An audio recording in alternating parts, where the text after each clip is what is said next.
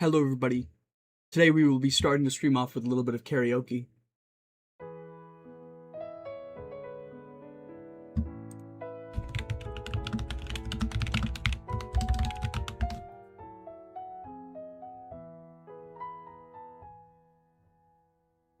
This is a space base. This is a space base. Can you hear me? Air's enough. No need to worry. At least enough for two. This is a space base. Information, resources, you have everything. Find what's lacking is far more difficult, except one little thing. The whole world is kind to me, but sorry,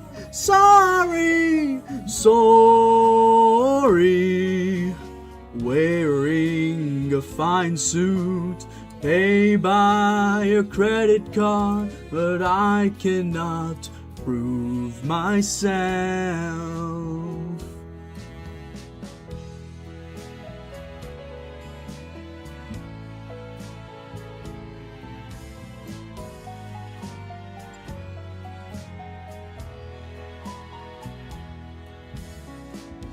This is a space base. This is a space base. Can you hear me? The world may crumble down with just one piece made of sand. The whole world is kind to me, but sorry,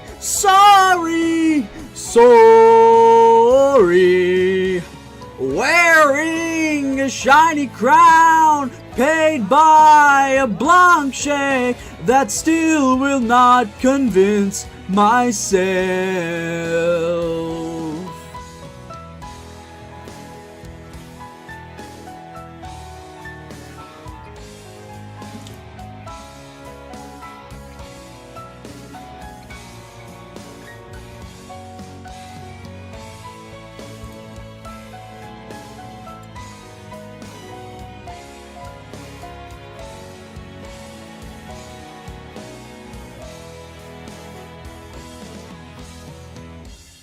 It's the center of the universe, but without her, I'm not here. Only my shell remains here. Lonely, my soul left somewhere.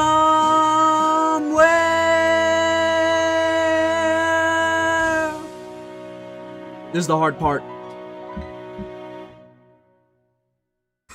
Freeze! Yeah! Here I am, and sorry,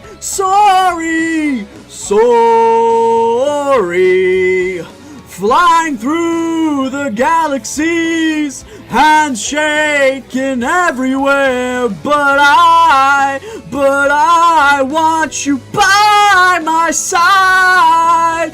The whole world is kind to me, but sorry,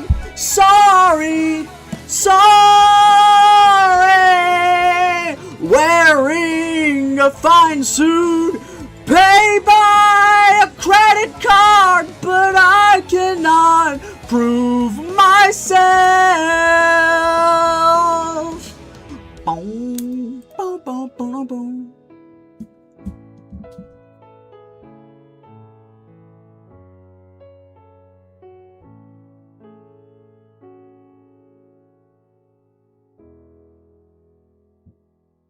Alright, Brainiac, you can unmute now.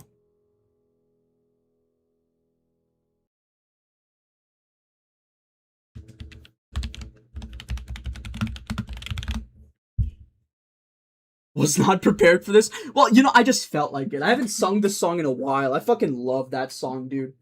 Freeze!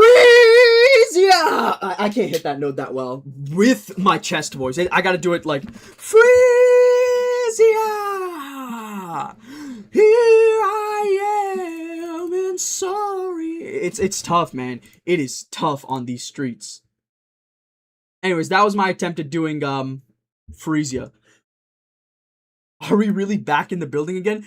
Part of it is voluntary this time because I didn't manage to get to like chapter 9, but there was way too much chain for me to be comfortable with it.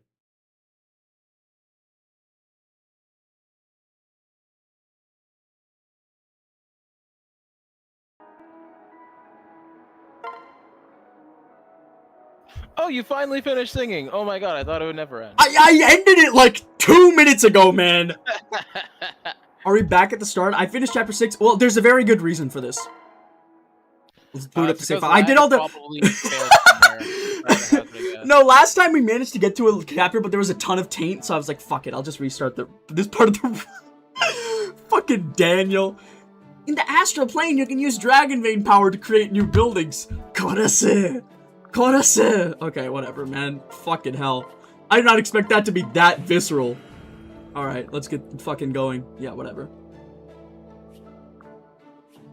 Today,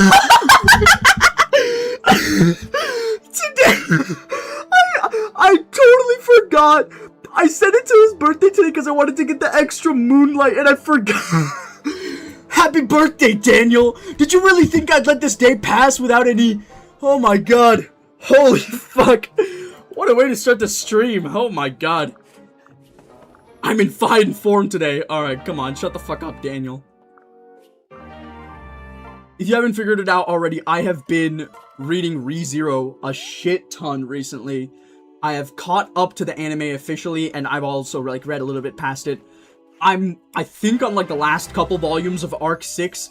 Arc 6 has been, like, actually some of the greatest fiction ever written. Like, holy fuck. I didn't mind the previous arcs, like, none of ReZero is, like, genuinely bad, but like, Arc 6 is genuinely, like, so fucking good. Compared to, like, Arc 5, for my taste, was a little bit too hype moments and aura. Like, there was 3 Subaru deaths, no mental breakdowns, and also, it was, like, 90% fights, which is fine, but, like, it just didn't really appeal to me as much. Arc 4 was good, but it was, like, 6 volumes long. Arc 2, Arc 1, Arc 3, all fairly good. But Arc 6 has been, like, actually, like, you would need to sell your soul to be able to write something this good. And, in celebration of that, we've got Daniel Natsuki here.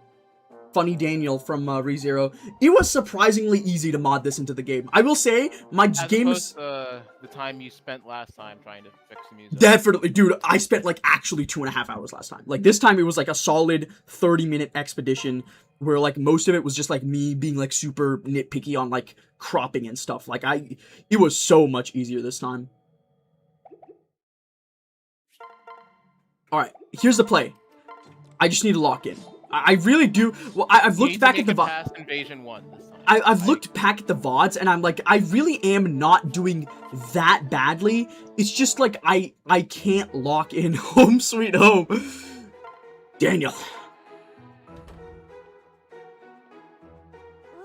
For those who don't know about Daniel, Daniel is a brain rot meme concocted by the ReZero community. I'm sure Brainiac doesn't know because for some reason, Brainiac and my friend Shulk gets him to watch all kinds of anime, but he will not get him to watch anything good. So he's like watched 3 seasons of Overlord, but 0 episodes of ReZero. Like, make it make sense. It's actually like pretty good. Man, like, listen, if you've never eaten like a real meal before, then McDonald's chicken nuggets are gonna taste pretty good to you. The one thing I will say that is absolute. What the fuck? My game crashed. The one thing I will say is absolutely god tier about Overlord is the fucking openings. I am very, very crazy, very Alice. Dude, I still have that shit on my playlist. It is so good. Very good. Yeah. Anytime Myth and Royd hops on an isekai opening or ending, you know that shit is over. They are, for some reason, when you put them on an isekai show, they fucking kill it. That's my favorite brand of Japanese music, is like woman that is extremely angry. That's why I like Ado so much.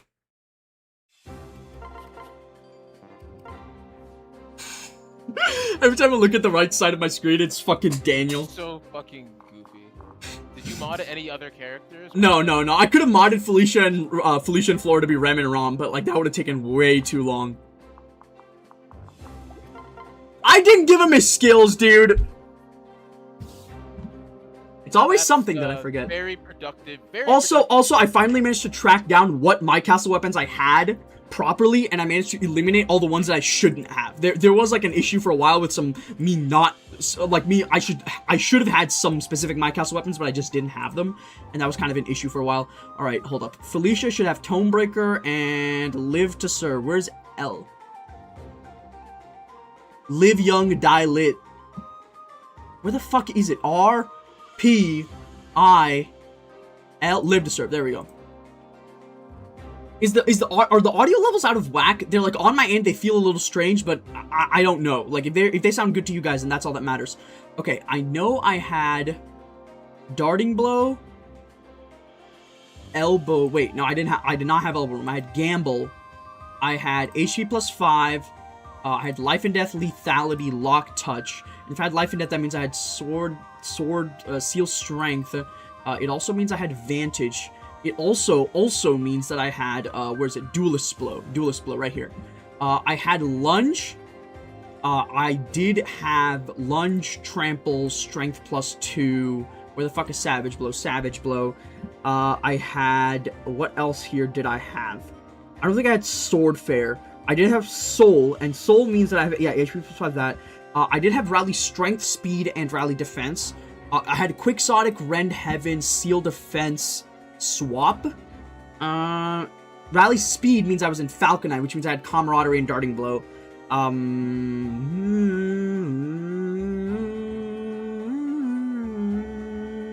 had Poison Strike because of Ninja. I think that covers it. I had Replicate. And then that means I also had Golem Bane. Where the fuck is Golem Bane? Golem Bane. At a certain point, I'd almost expect you to check what skills you don't have. Dude, I need you to understand, there's still like, I'm like a third of the way done with the skill list in this game. Like, you underestimate how many skills are in Fire Emblem Fates, the video game. If Daniel of all things beats Conquest, the West has fallen, I'm not gonna hear any slander about Daniel, buddy. I fucking love that kid. Like, okay, Daniel is what I used to refer to, okay, this is like gigantic, massive spoilers for ReZero Arc 6. So if you're somebody that likes, I don't know, like if you're somebody that likes like Umineka or stuff like that, you will love ReZero, and as a result, you should tune out for like, I don't know, 2 minutes or so. I call the Subaru that's lost his memories. Most people call him Nubru, but I call him Daniel because it's just easier to remember, and it's much more distinctive. But I digress. For me, when he first lost his memories, I was like, oh no, what's gonna happen? And in reality, I was just like, man, I cannot wait for Julius to try to take advantage of this. Unfortunately, Julius is too much of a pussy to take advantage of that, so I just had to live with the fact that it was just gonna be Daniel just fucking going through it. But now I'm like kind of attached to him. I'm like, no, dude, he's like, that's like my fucking son, dog. I don't want you guys to, like, I know that the Subaru, he's gonna get his memories back eventually, and that's gonna fucking suck. And and this version of Subaru is gonna be gone, because this version of Subaru does have some stuff about him. Like, it's kind of awesome, but also, I digress. Now, I really like ReZero. Anybody that, like, unironically, ReZero takes a ton of inspiration from Umineko. So, like, if you want to hop on ReZero because you like Umineko, that's like a fucking good reason to do so, buddy. The anime is pretty decent. It skips over like some really random, extremely important stuff, but I trust them enough to include it in a good way in future endeavors. And here's my screen share.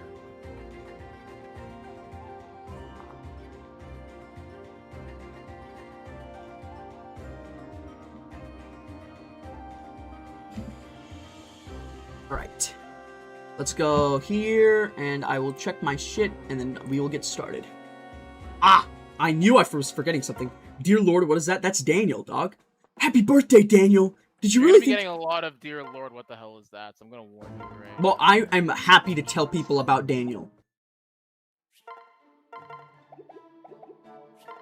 Oh, I forgot to replicate. That's what I should have had instead of HP plus 5.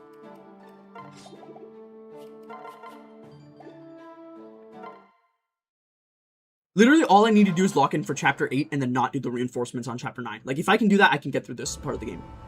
And beat Invasion 1. Can't forget where you have to beat Invasion 1. That's true. That's true.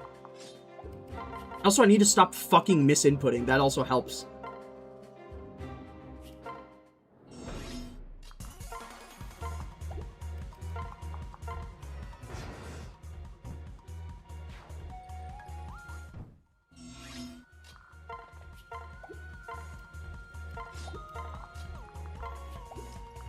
Go here, we'll rally up. I just want to get more support points here if possible.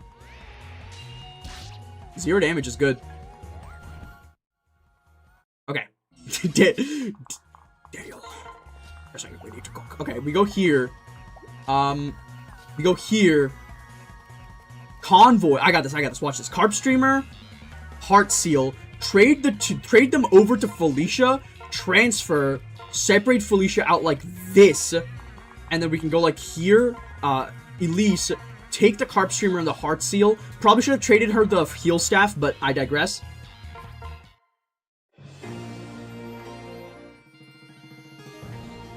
Hello everybody, welcome in, welcome to the stream, everybody that's tuning in now. I technically was past this chapter, but I decided to stop because I felt like I had accrued a ridiculous amount of taint over those last few clears. I am going to try to set up a situation where Effie and Arthur tank for like a turn or two while I clear up the left side. Like this bottom area, I want to fully clear it up early on. So like I go here, pair up, do this.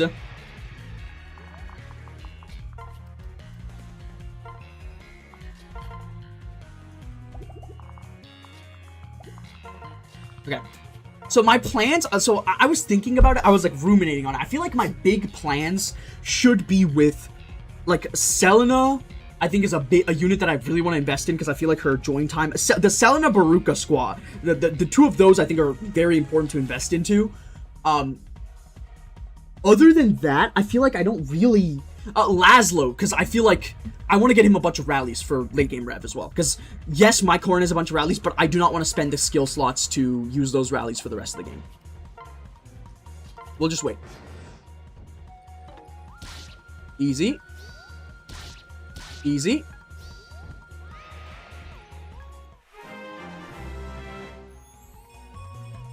Beautiful.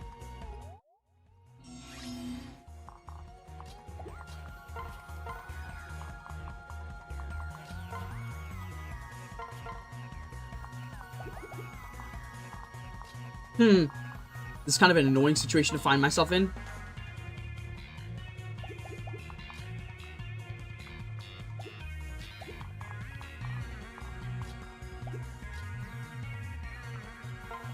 We're gonna do this to heal up next turn, and then we're gonna go...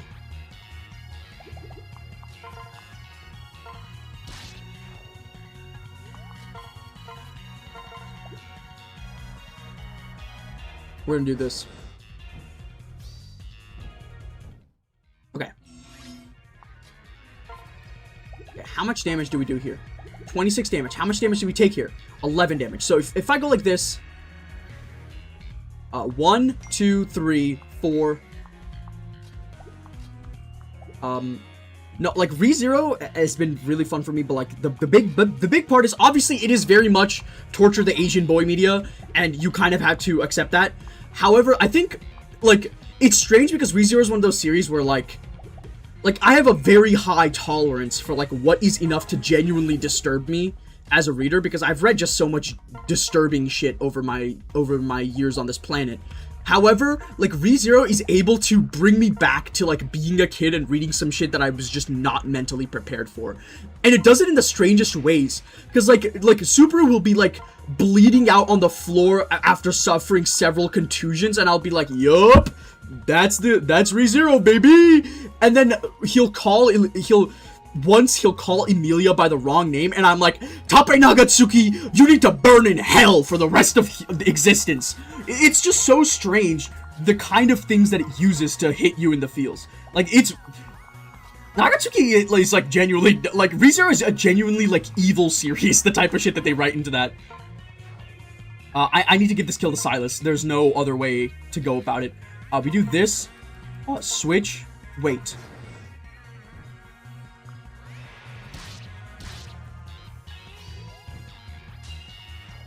He doubled?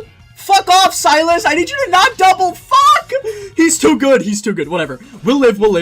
We still have enough. Again, the goal in this chapter is to get to D rank. So, like, and I have enough to get to D rank. So it's not a big deal. It's just like giga annoying that this happened this way, but we will live. Okay, here's what you do. You go here.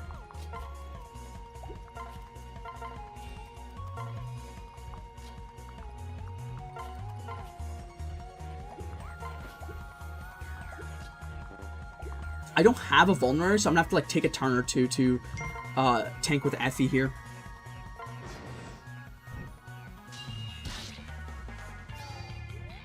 Wait, do they just deal 0 damage to her? Because they don't have, like, sealed defense. Okay, I'll just unequip for a couple turns then. We can bring Felicia over. Wait, I thought your Silas was dead. Yes, I can use any unit on the chapter that they join on. Why are you trying to get into D rank? No, Elise to D rank. So what I'm saying is that I don't think Silas took enough kills to stop me from getting to D rank axes on Elise. Okay, that makes infinitely more sense.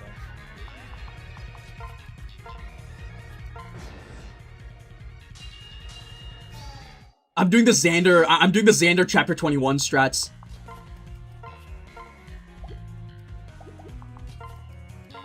Go here, switch. Wait. Stop cutting out for a second every other second. Is my audio fucked up? Wait. That doesn't sound right. Brayna, can you say something? Something. I just realized something. Hold up.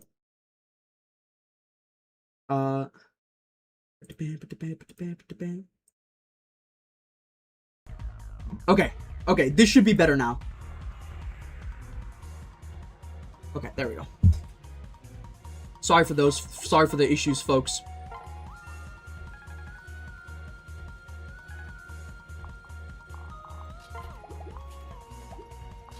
So I'll rally again, why not?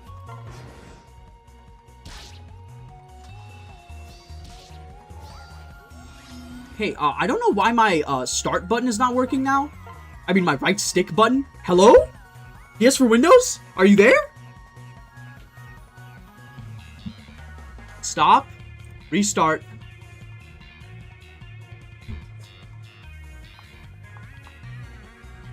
Is Steam input fucking with me here? Hold up. No, not configure current game. I don't know why my Steam input's fucking with me like this. Hold up. DS5. I need to go C-stick. I need to go start and select buttons need to be set to this. Start.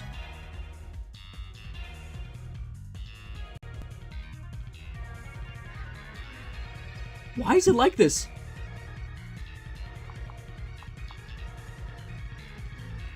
Give me a second.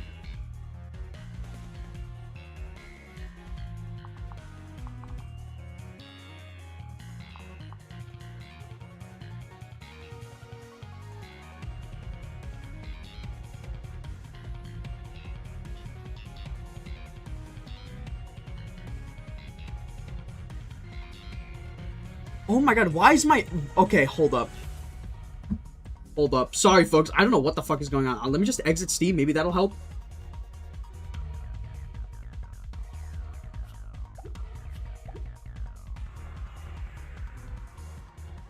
Oh, my right trigger is working again. I just don't know why it's doing this, and I really can't play. You know what? Whatever. We just do this. We can skip actions all anyways. Oh wait, hold up. I need to set the attacks, traps and stuff. Okay.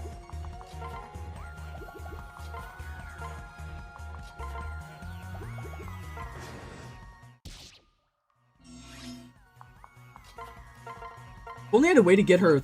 Oh, I think it started working again. How's your day been, Brainiac? How'd that Mario Kart go? That's nice. The fact that it's Grizzly Wind is fucking me here. Did you get hit by a back red?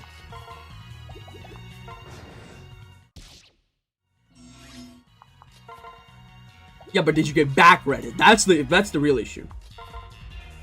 Okay, well, you know, it could have been worse then.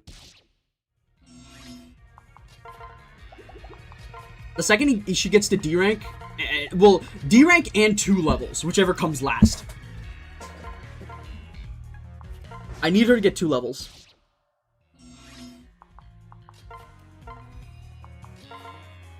It's crazy how good Jacob would be for this particular clear because of the fact that I can give her 2 more defense, but I digress.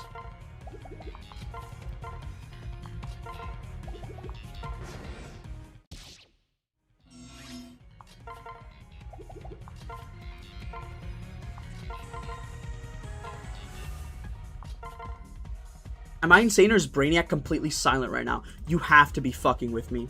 Brainiac, say something again? No, he's completely silent, motherfucker. I have to change my audio settings every single time I do streams. I need to remember that I have to do this stuff, man. I'm gonna make like a checklist after the stream, so hopefully this shit doesn't happen. Thank you for telling me that, Murloc. Like, because I would not have recognized that until even later.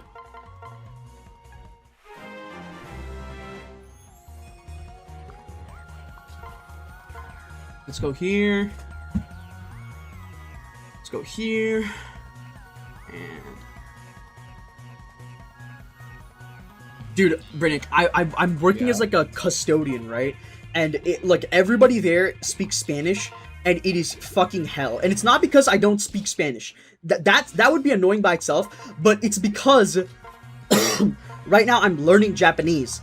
And what happens is the wires in my brain get crossed. So like I'll be like, oh, I need to say, I'm gonna continue a bit more. And I'll tell my brain like, hey, go to the part of the brain where like the language that you're not that good at receptors are. And then I'll be like, oh, right, the Japanese one, right? And then I'll like mix up the Japanese words and the Spanish words, and it gets completely fucked up. First streams after I watched the recaps, I'm sorry to tell you this, it's just, I just fucked up.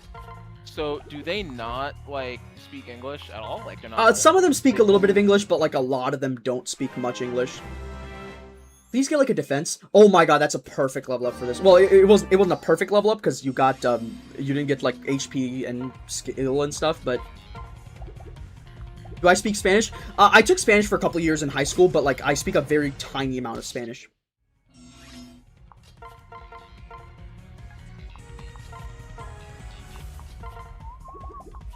That's not Spanish.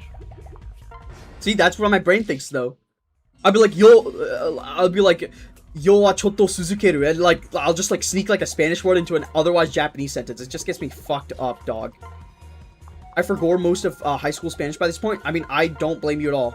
It's one of those things where you need to keep up your practice with it. And I'm doing that right now by reading stuff in Japanese. Like, for example, like I said last stream, last Saturday stream at least, or maybe it wasn't last Saturday stream, I recently read Saya no Uta, and I finished it totally in Japanese. And it was difficult, but I managed to get through it.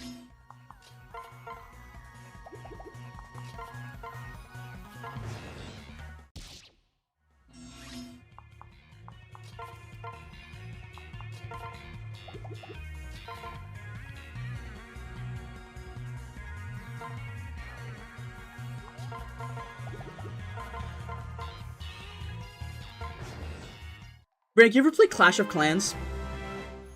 Clash of Clans, not really. But are you, like, familiar enough with it? I know what the game is. Okay, well, first of all, Clash of Clans has like, I don't know what the hell happened to their marketing team in the last, like, 2 years, but they have, like, one of the, is Daniel Brainiac's government name? No, dude, that's my protagonist, that's my Corrin's name, Daniel. They have, like, an insane marketing team. The first way I learned about this is that they started posting, like, foot fetish material on their main account as, like, marketing material. What? Because, that's not a joke. You can look it up if you want. I saw it on Twitter.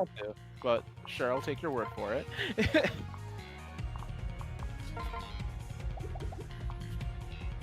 No, it's just, but like, and now they've started, like, posting anime, except, like, anime, what is it, like, posters and stuff, except it's Clash of Clans. So, like, they made one for ReZero, and they, like, so, popularly, in the community, the Subaru that shows up in Arc 6 specifically is referred to as Subaru with quotation marks around his name in text, and the anime on Crunchyroll has done a really bad job of keeping up that naming, like, nomenclature, despite it being, like, established for, like, several years at this point.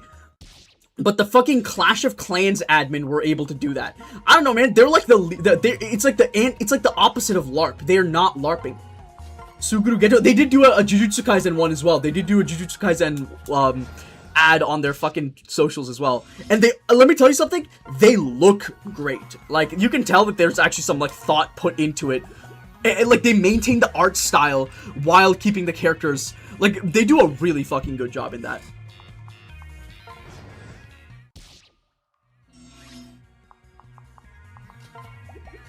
But no, like, that led me to think about Clash of Clans, and I realized that I kind of have a bone to pick with Clash of Clans.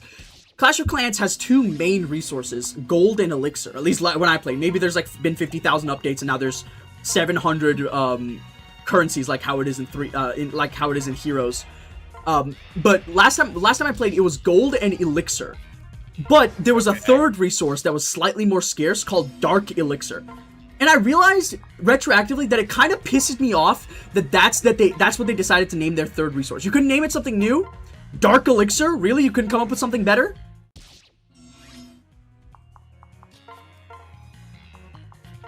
That doesn't, I mean, it's literally just elixir but reskinned, and like they made it like dark. And I'm sorry, you guys have enough money to make it better. A little creatively hollow, I'll admit that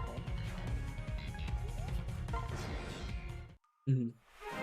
I've started using morally bankrupt as a phrase more often because it's a ton of fun to use. Like, I'll be like Tape Nagatsuki is a morally bankrupt person for writing the shit that he did with Rem. But I digress. I see Chad still behind. Maybe this is Brainiac's doing. Yeah, secretly lags up, sabotaging the quality of his stream. There.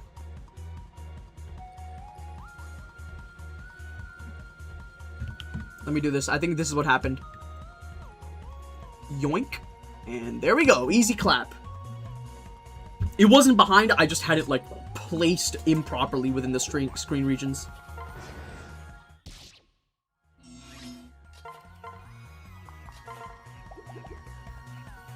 Okay, D rank is acquired, so we are now going to start grinding, we're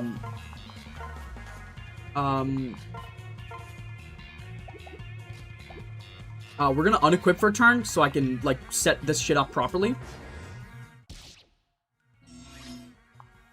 We're gonna do this, transfer you over here. Wait, we're gonna go, like, wait, we're gonna go here. Transfer. No, switch. Transfer here. Wait, we're gonna go switch over here. We're gonna give Arthur over here, and we're gonna heal you up. Then, we're going to rally defense, and then we're also going to put Elise nearby.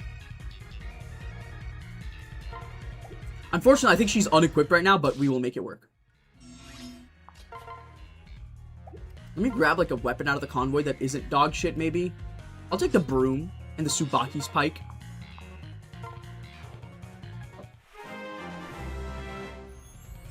Lag, have you seen that post on Twitter ranking which Pegasus Knights would actually peg? Alright, I have not, so I'm gonna make one of my own on the fly. Alright, let's get started. FE1. Oh my god. Catria, yes.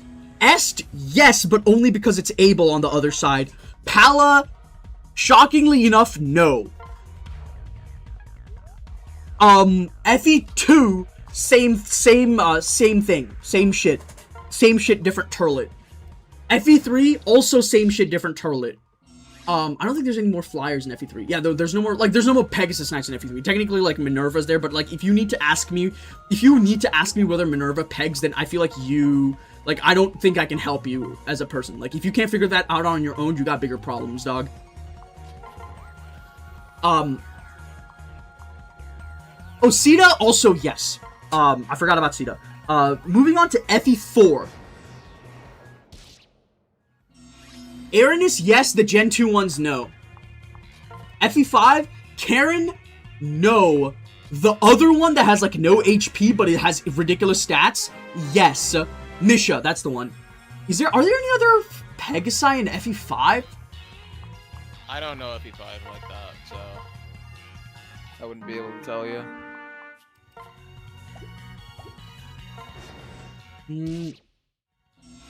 I think that's it, honestly. FE6, Shanna, yes. Thea, no. Yuno, no.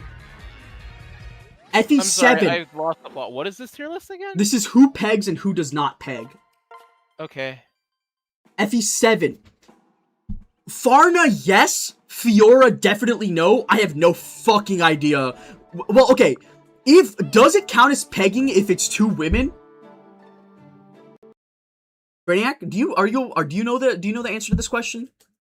I'm hopelessly unfamiliar with the answer to this question. It counts as peg. Okay, in that case, yes. I do think Florina tops and Florina Lynn. Florina does not strike me as someone who tops in any context. I mean, I don't know. Listen, maybe she becomes a different person. I'm sorry, I need you. Most contexts, I agree with you, but, like, the other person is Lynn. You realize that, right? I think Lynn is more assertive than Florina. I'm so glad I managed to finally create a conversation that could get Brainiac into this realm. She's a soft top. Whatever that person in my chat just said, I agree with that. Whatever that means. Dude, Brainiac, we gotta talk about Zoran doing bedtime abolition unironically. Dude, the bedtime abolition for the fucking Knicks game or whatever. Oh, Zoran Mamdani? Oh, that was funny. I like Dude, okay, so for years there's been, okay, I'm sorry. There's this idea in radical leftist spaces called time abolition, which is built on the idea that it's Western societies that have a strict adherence to time, and that's kind of and like we need to, and because the Western societies have a strict adherence to time, it would be kind of awesome to, like, stop giving so much of a shit about time. It's also like a capitalist thing, partially. So there's like time abolition, but then somebody latched onto this, and also there's like they created like a bedtime abolition, and I'm like, I'm sorry. There is a significant amount, Brainiac can also definitely verify this, there's a significant amount of, like, leftist thought that's literally just an adult. When I was a kid, an adult was, like, really mean to me, and now I'm going to take it out on the rest of the world. And it is the most exhausting type of shit to deal with.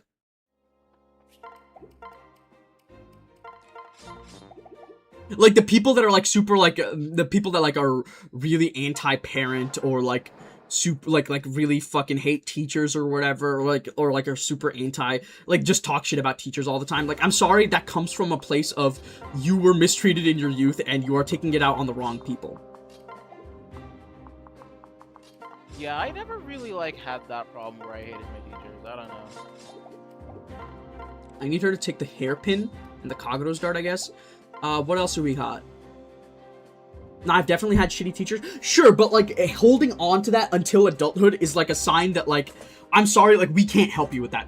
Like, you need to work on that yourself. Like, stop bringing other people into this, for the love of God. Okay. Let me think about this. Oh shit, that Corrin picture is crazy. Happy birthday, Daniel! Did you really think I'd let this day pass? I know the kind of energy you like. The kind that never stops climbing.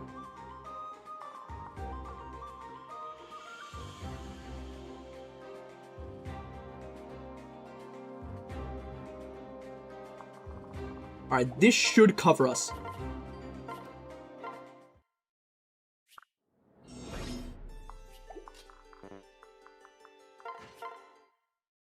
Alright, don't die. Yep. You have one job, don't fuck it up. 1, 2, 3, 4, here.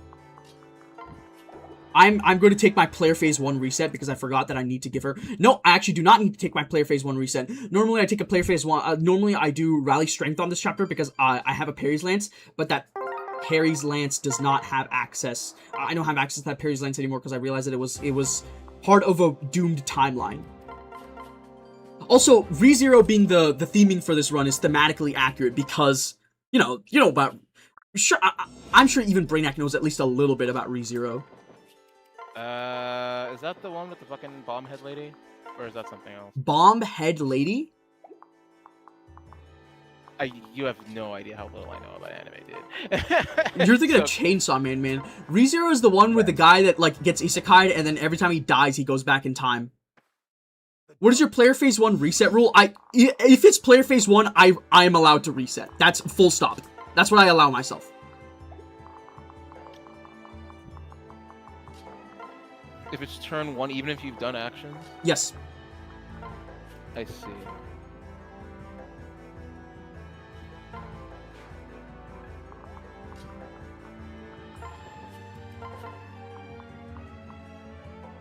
This is annoying because I don't 1 round.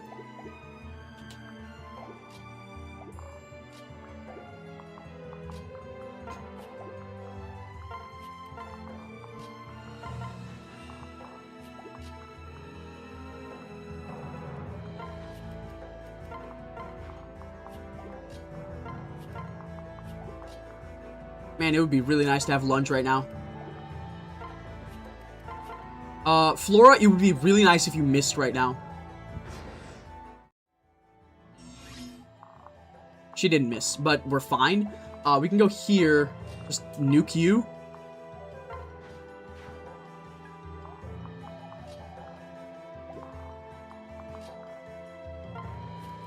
We can go here, separate you out like this.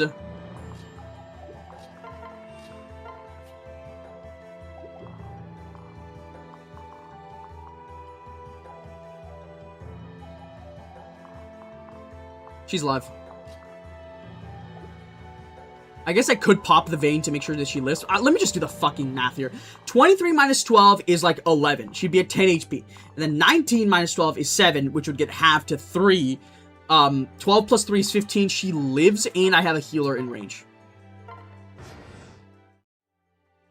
Okay, easy clap. Okay, here's what we need to do now. Let's go like here. Rally. Unfortunately, that does not help us out even in the slightest. I think Felicia's going to need to go up here and freeze this guy if possible.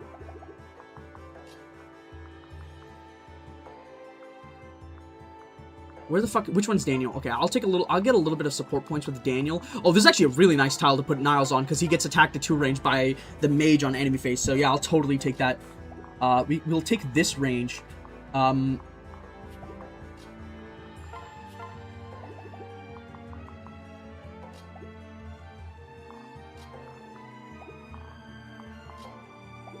It's kind of a strange situation. It's not terrible. Oh, I got it. Watch this. Worst case scenario, I'll just send Corrin in.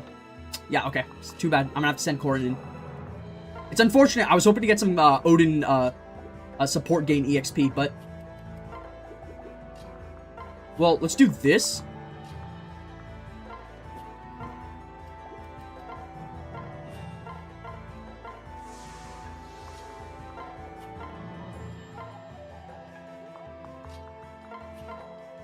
Yeah, get this kill. One enemy is attacking me, it's not a big deal. I will get frozen, we will survive. We'll go here, I'll go convoy, grab out my monkey spirit, hand it over to him, and then rally. Oh, not enough to double. Fuck. Okay, we'll just do this. Just get a little bit of chip. A little bit of chipio. Let's go here. Hit this guy a little bit. Maybe I can kill him with Arthur now. I can. I'm not gonna die if I miss this, so. Oh wait, I might. I might. No,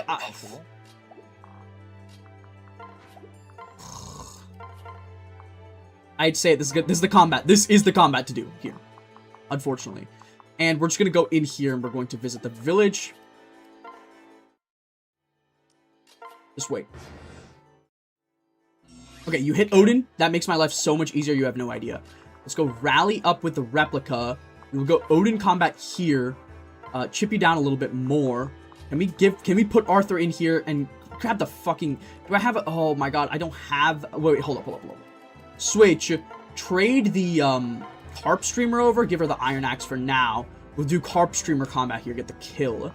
We can then go... Felicia go here. Let's go... Oh, can I put Daniel? Hello, teen girl. Okay, we'll go here. Niles can go here, and we can just wait.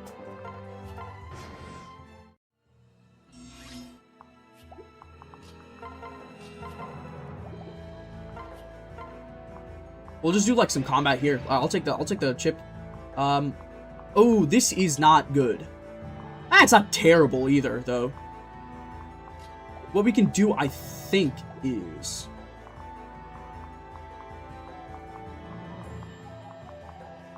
This tile is interesting, but I don't think we can really exploit it that well.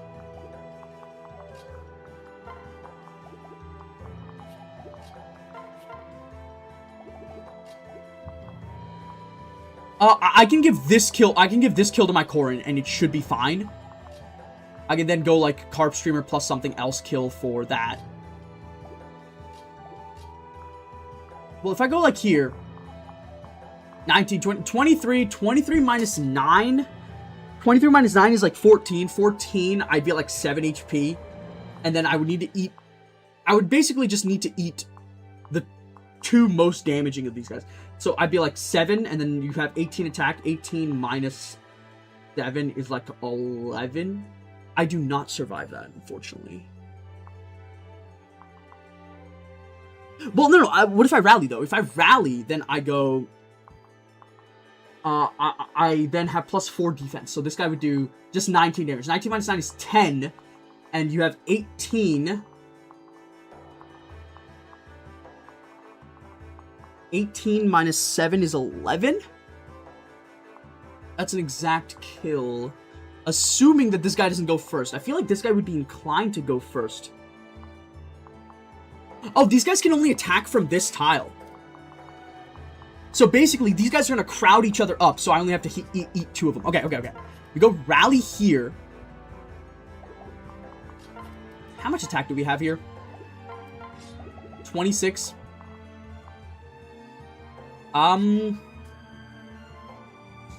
Let's just see how much damage I do unpaired here. So 23. So we have Steel Axe. You have 23 attack. 23 minus 15 is like 8. I take 8 damage here. Could be worse. I can transfer Effie over for a turn. I can, like, go here, rally, go here, equip the Monkey Spirit, get the Vulnerary. Don't like that combat.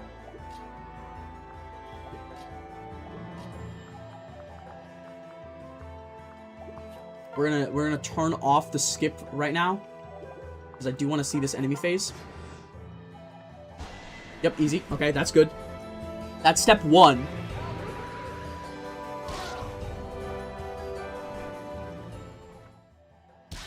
Okay. Okay, cool. Okay, now we can just run away, I think, is the prevailing wisdom at this point.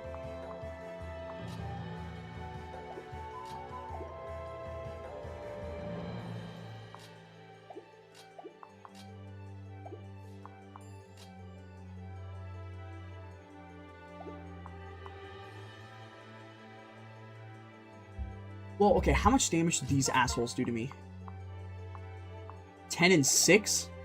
It's my favorite MTG Planeswalker. A lot of y'all don't do this.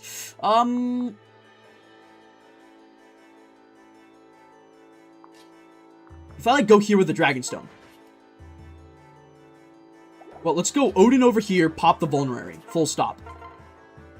We can then go over here, equip the Dragonstone, rally. Felicia can heal me up. Niles and Arthur can escape.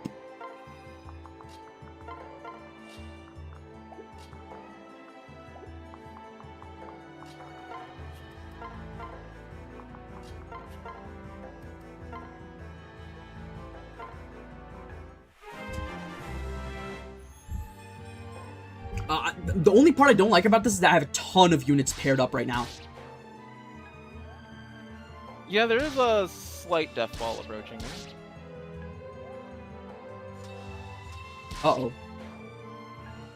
Rez on level up? Well, no, I don't think they do enough damage now because of the Felicia? Yeah, okay. Thank God. I was like, I had to eyeball it a bit there. I did have to eyeball it a bit there, but, like, I made it through. Okay. I will say, good amount of EXP this chapter, terrible amount of support point gain, and we're still on the Shinzo Abe stratagem. What the fuck is the Shinzo Abe stratagem? How long do you need to read the ReZero light novel? I'm thinking about reading it after the season is finished. What do you mean, how long do you need to read it? Like, to catch up? You would need to read 23 volumes to catch up. Volumes, like, 200, 300 pages. So you could finish, like, 2 a day if you were really locked in.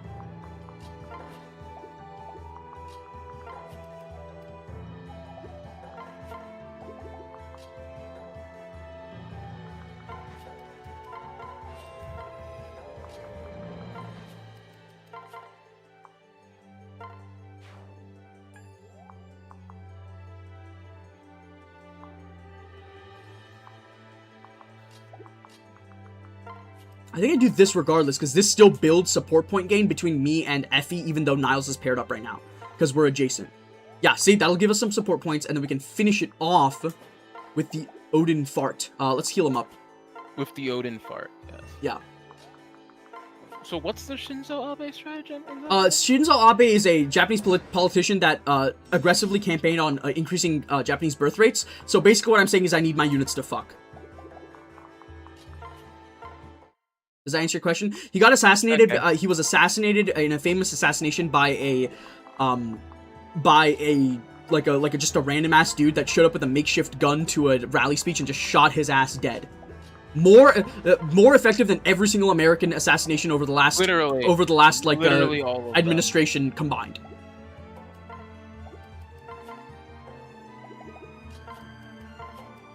I would say, okay, I keep talking about ReZero, but, like, it has taken over my mind a little bit. Like, I accidentally dropped, like, an empty Coke can down the stairs, and all I could think about was fucking Subaru Natsuki while I was doing that. It's kind of made me think about how I feel about queerbaiting, because I will say, the type of shit that they write between Otto and Subaru and, Julius and Subaru is very clearly some kind of gay. Like, I'm sorry, buddy, no straight guy is saying the type of shit that Otto says to Subaru, respectfully.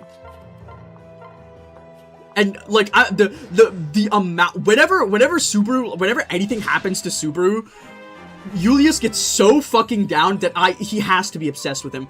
But I don't know, judging by what I've seen from Nagatsuki, I feel like he's just not gonna make them get together, or even, like, acknowledge that connection exists, which is kind of sad, but also, like, to some degree, I don't really give a shit, right? Like, it is kind of like, you know, getting queerbaited by ReZero is like losing chess to a dog, but also, like, to some degree, I have to be like, that's life. I'm into shipping for the fantasy, not for actually making it canon. I know that, like, representation matters to a lot of people, and I understand that that's an important deal for some people, but for me, personally, I want to imagine those fuckers boning. That's what matters to me. I'm a single tissue voter.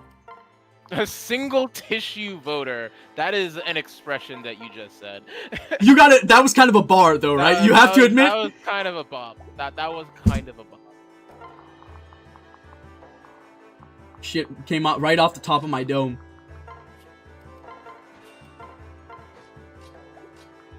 If you want to finish season 1 of ReZero, if you want to catch up to at the end of season 1 of ReZero, you need to read the first 3 arcs, which is like fucking 12 volumes or something like that. The second season is arc 4, which is like 6 volumes in and of itself. the third season is arc 5, which is like 4 to like 5 shorter volumes.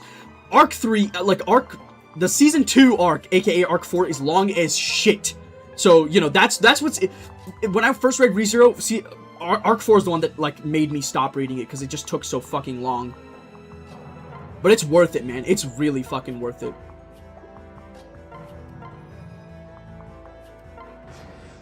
I'm saying a lot of things that are getting auto-modded by YouTube. I'm on live chat, so I feel like they shouldn't be getting auto-modded.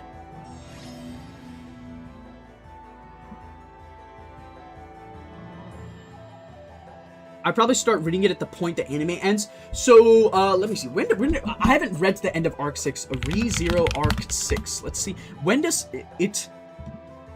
ReZero gara hajimeru isekai seikatsu.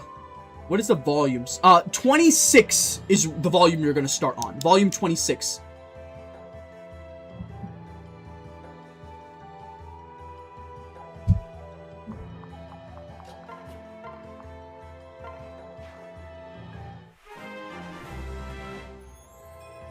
Dude, Odin, I need you to level up a little bit better than that. If you got like magic or HP in addition to that, I wouldn't have even complained. But just defense is a little sus, dude. Okay, who is likely for us to not have gotten the support point gain on? I think Effie Arthur is the pairing that I feel like needs a little bit more of a push. Uh-oh.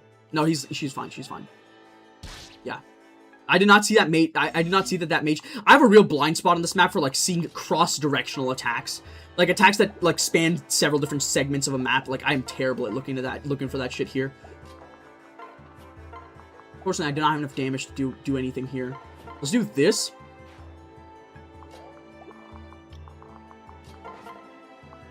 Get this kill. Beautiful. She's gone, I think... you know what? I'm not even going to say it, because it's going to jinx it.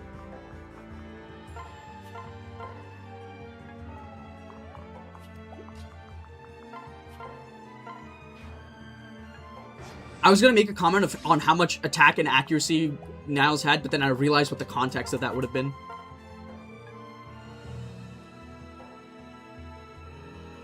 Nearly 20 to read, being outside is overrated anyways. I'm sorry to tell you this. I will say, ReZero is fucking thick. Like, the density of the prose is definitely an issue.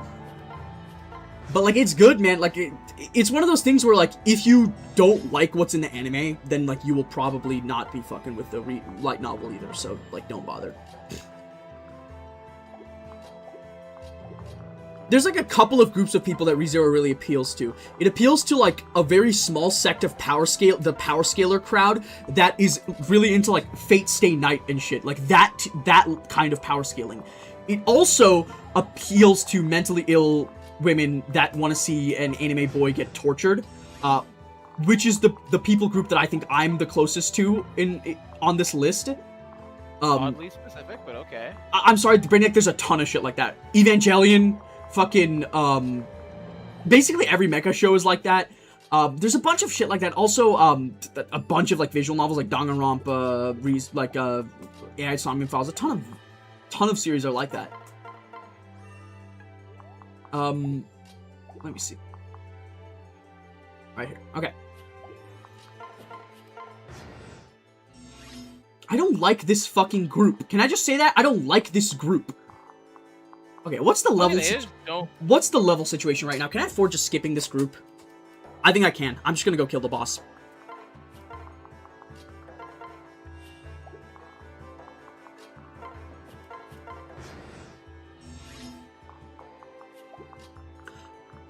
I never looked at ReZero. All I heard about a lot of years ago was some annoying waifu war in Isekai. Oh yeah, no.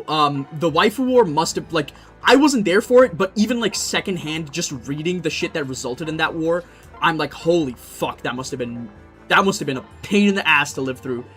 Like, season 1, the starting love interest is this character called Emilia, and then, like, later on, well, season 1, aka arc 1, and then later on in arc 2, a secondary, extremely, like, lovable love interest is developed, named, she's called Rem. She's the blue-haired maid. And the fucked up thing is, that like they're like Subaru has like a fucking crazy crash out where he like gets mad at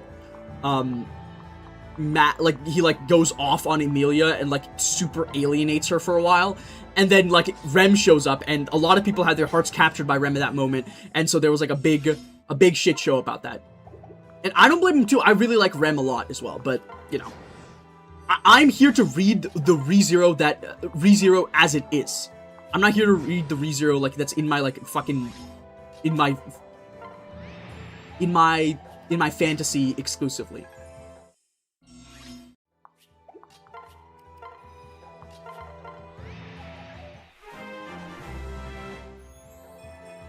ReZero is also great for people that like to theorize. If you're like, I want to like pour into this shit and like look into what all could possibly be happening here, it's fun. But like, okay, I found a fucking Reddit post that I want to know how you feel about it. This ought to be interesting. Hey, sure. chat, I want you to I want you to read it out while I'm finishing this chapter. Oh, you want me to? Okay. Read the post. Read the post title and then read the post. I think I destroyed our relationship trying to compliment my boyfriend. My boyfriend and I are both 28 years old and together for 2.5 years. Yesterday night we were drinking and one thing led to another, and I tried to compliment him by saying he is not someone who I would hook up with or be a fuckboy with, but marry. I thought everything was fine, but he seemed extremely distraught about that. Well, after that. I realized how he understood it and tried to clarify it, but he is still the same this morning. He told me he needs space to think for a while and left the house.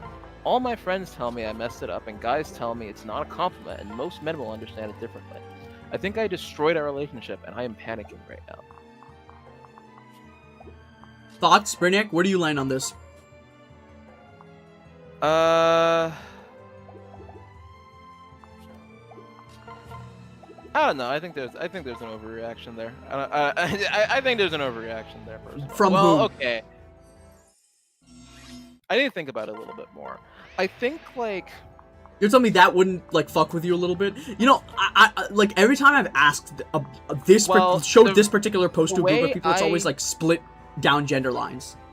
The way I read it is she's basically telling the guy that she would like prefer a long-term relationship with him, which seems to be like a compliment. So I guess I'm trying to figure out like where the offense is in Well, think about it this way, right? She's basically saying that she would give up her presumably somebody you hook up with, somebody you find attractive. She's saying that she's sort of implying that she doesn't find him as attractive, but she's willing to give up. She's willing to sacrifice her attraction in order to get in order to have a long-term relationship. I feel like that's a reach, though, right? Because nowhere in those words is she saying, I don't find you attractive. Okay, Brainiac, come on, dude. You have to read... Like, at some point, we have to learn how to do contextual analysis of media. Okay. No, even with the contextual analysis, there's nothing, like, in this, like, in the context that's given, there is nothing that explicitly states, oh, yeah, like, you're, like, a sixer and everything, but you're a pretty good guy. Like, I mean, there is something that implies that, and it's the whole... hold up, let me think about this. So if you do 19 to me, you'll heal up 9, and I'll do 24 to you. That's gonna kill. Okay, chapter done. I don't know, I just feel like it's a little... something worth considering. I guess I can kind of see it based on the way this is phrased, but I think that it still requires an assumption. I guess like so. I don't think an explicit reading of this text would like explicitly lead you to that conclusion. You have to want to come to that conclusion, I think. No, that's fair. I do think that that's fair. I think that a person who would take it badly is like somebody that has like a lower self-esteem. But there's a lot of people out there with lower self-esteem. True.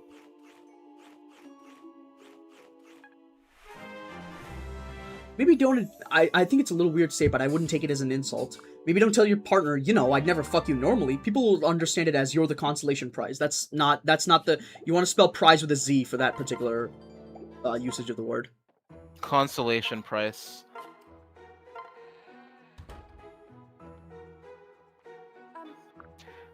Right, but the problem I have with this analysis is You're reading the text as I would. It depends on how you choose to read the text, I guess. I guess that's where the disagreement would come into play. Because I'm choosing to read the text as I think you're a good person to have a long-term relationship with, as opposed to a short-term See, this is relationship with. they talk about.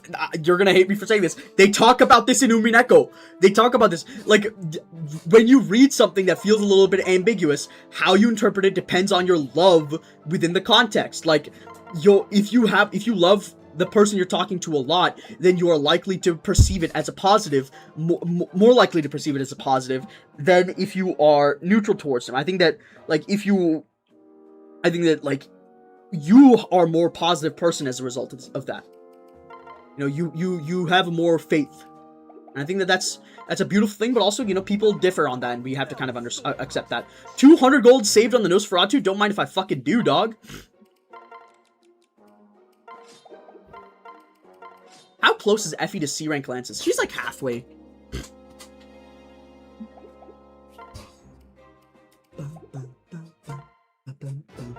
Alright, we're gonna go ahead and buy a bronze axe +2 and a bronze bow +2.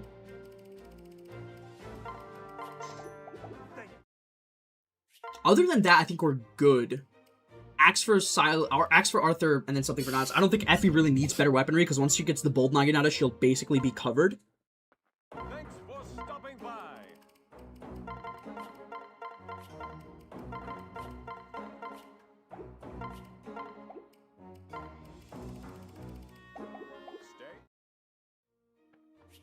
Okay, we will go optimize.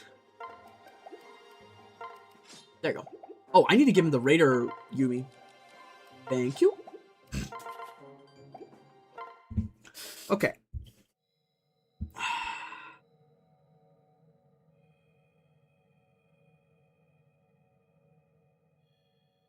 You know what pisses me off, Brainiac? I've been eating some burgers recently, and the burger culture in America has gone out of control. Uh-huh, I'm sure you're about to tell me.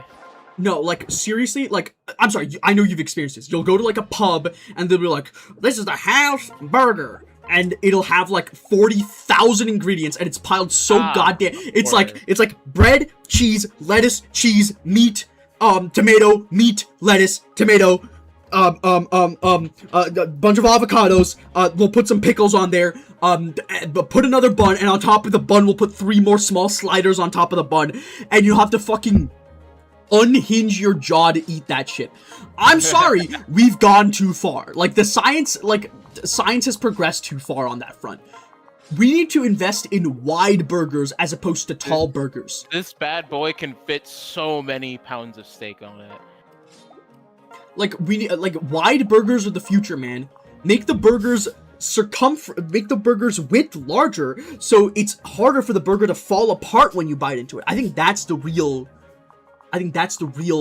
like, aura to it.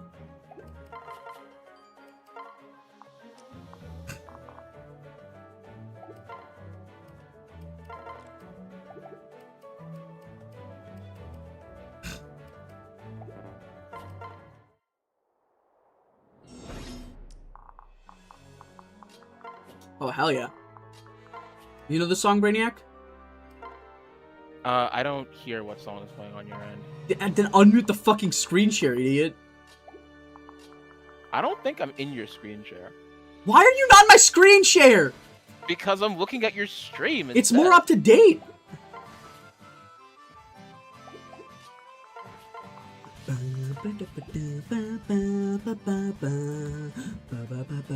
I see.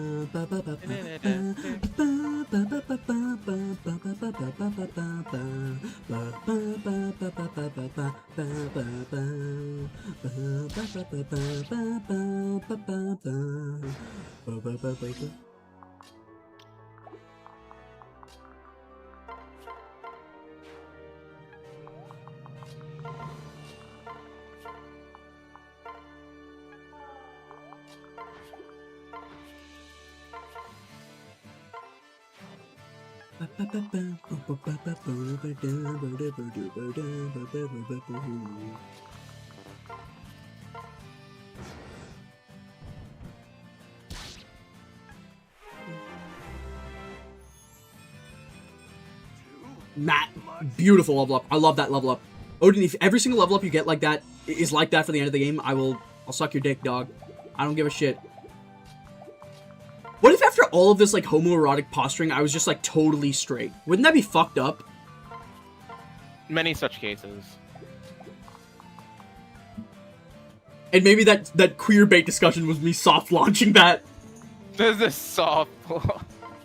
I never know. Yeah, you're gonna be soft when I'm launching it, buddy. Let me tell you. What, are you denying that you're gonna be soft? I'm choosing not to interpret whatever the fuck you just said.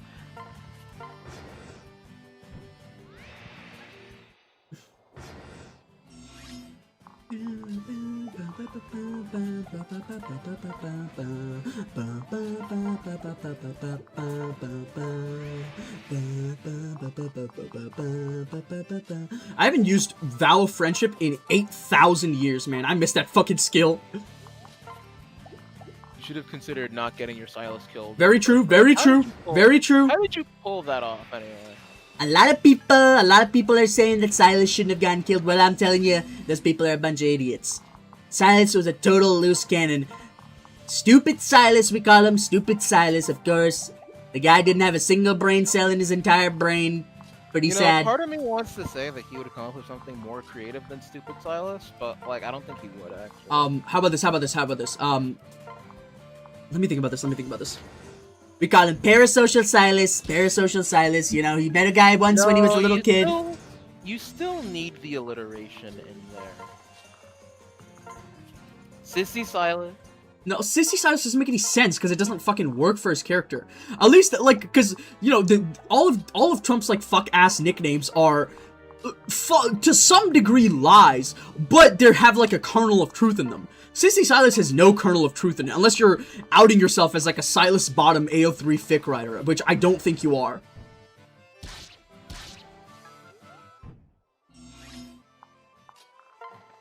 Speaking of which, I read a fic on AO3 the other day. Like, I don't really read on AO3 that much, straight up. I don't read that much. I know you guys are gonna be like, that's a fucking lie. It really isn't. I do not read AO3. Because most of the time, if I'm gonna read something gay, I will literally just look up something that's straight up gay to begin with. Like, I don't need to look up AO3. But it was like a Leo x Takumi fic, and like, okay, Leo, they're at Izumo, right? And Leo fucking nuts, and then he wipes it off on his pillow. And I'm like, he would not fucking do that. Are you insane? He would not do that. That's fucking disgusting, and he would not do that. He's so self-conscious, you think he would do something like that?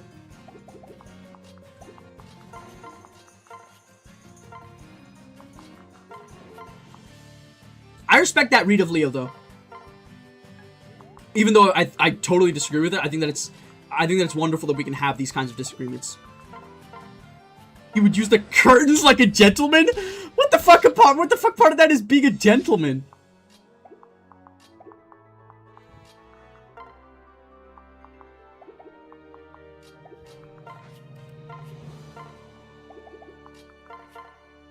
That's a kill. Let's do solo then?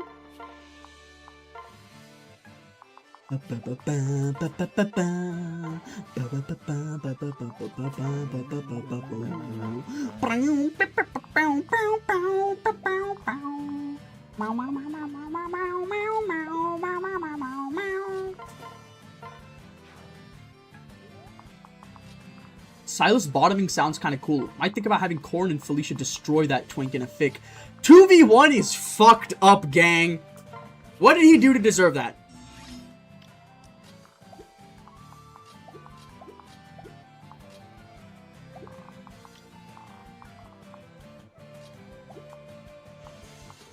Let's transfer, switch, heal.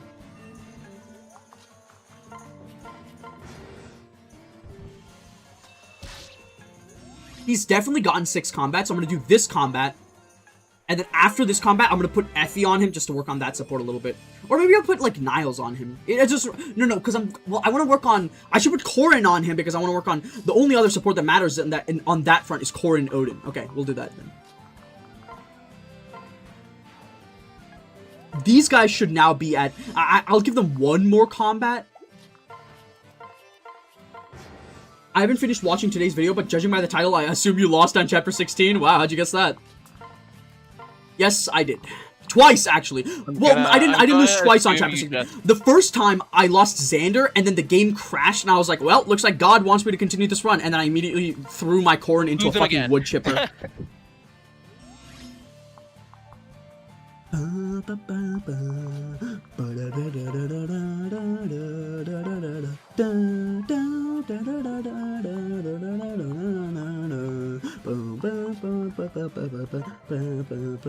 He's very nice and loyal, so I think he deserves to be leashed like a dog and tag teamed. You know what? This is the culture I've cultivated, and I am willing to live with it. This is some fuckery. There's some fuckery to focus on Elise's axe rank so much in chapter 7 just to perpetually guard stance here. Well, here's the thing. It's a matter of priorities, right? Odin getting these level ups is more important than Elise getting axe rank, Elise getting combat experience. Next chapter, well, like once the priority system was number 1 priority is Odin, then like Elise is a fairly high priority. I didn't have Odin on that chapter, otherwise I would have been working on Odin, but I did have Elise, so now I was working on Elise then. Now that Odin's joined, I have to work on Odin. Honestly, that was tame for our average discussion topic. Speaking of which, I finished that Yaoi game that I was playing, that I was talking about, that this game is not real. I got one of the endings. I think I'm going to wait for the official translation to get the other endings, because I feel like I missed out on a lot of nuance for this game. But it is definitely one of those games where, like, okay, first of all, I totally understand now why it was taken off Steam, because holy fuck. Reading that game was actually, like, there were some scenes in there that were genuinely harrowing. Like, I read them and I was like, what the fuck? What do you mean that's what we're doing today?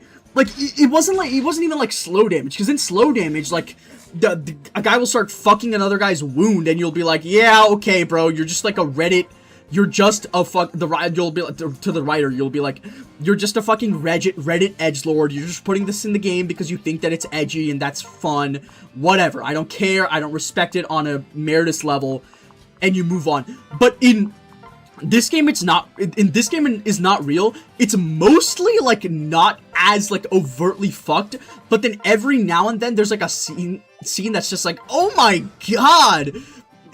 When you're not used to it, man, it just hits different.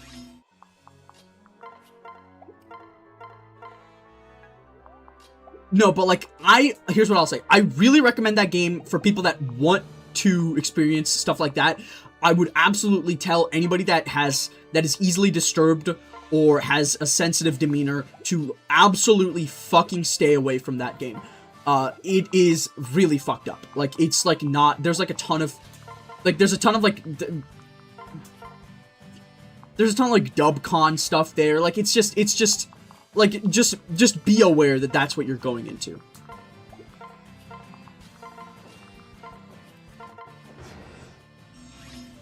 That being said, it is also extremely erotic. Like, I've had to, after reading This Game Is Not Real, I've had to really, like, meditate on the intersection between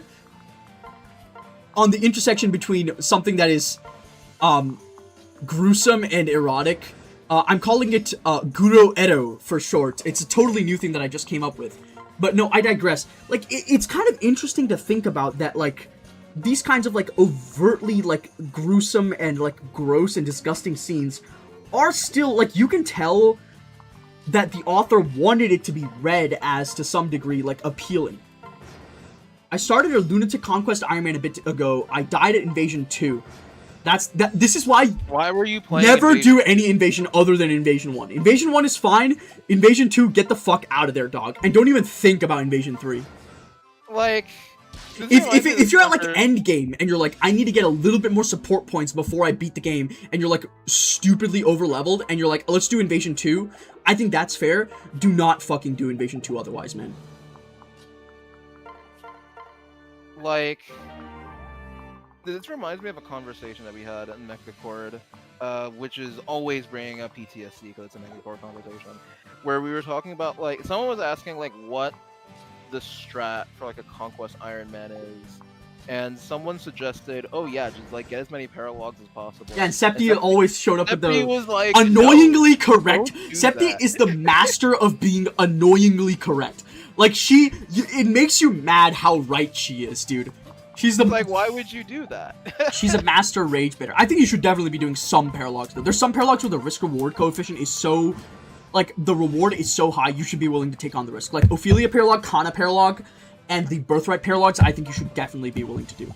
I think having a strong army makes it less likely that you screw things up late game, which is nice. There's just a point where you have to realize that every single like you should not be doing like Valoria paralog, Sigbert paralog, Ignatius paralog. Sigbert and Ignatius. You should not be doing Soleil paralog. I think the upper limit on the difficulty of paralogs that you should allow yourself is like Percy paralog. Anything harder than that, you should not be doing.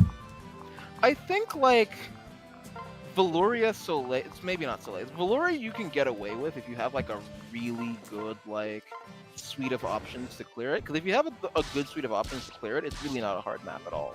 Or, like, maybe Nina paralog. Maybe Nina paralog is, like, the upper limit on difficulty. Nina paralog fucking scares me. I wouldn't do Nina paralog. Well, like, if you have, like, a couple of good... It really depends on your access to high movement units. If you have enough high movement units to make it doable, then I think you should definitely do it. But, like, absolutely should take it on, like, a case-by-case basis. Yeah. Like, there's a point where you have to realize that every extra map that you do is a possibility that you do something stupid and lose a unit that you really care about. Doubly so for, you know, invasion maps, which were crafted by Satan himself. True. Like Invasion 1, I mean, you saw what happened the last time Lag played Invasion. Okay, but that was just me fumbling. Like, you can't call Invasion 1 hard because I fucked it up that bad. Invasion 1 is I've done Invasion 1 like 7 times on this run. That was the first time I've ever game overed on any Invasion. Invasion 1 is pretty easy. I just felt like throwing a stray. That's fair.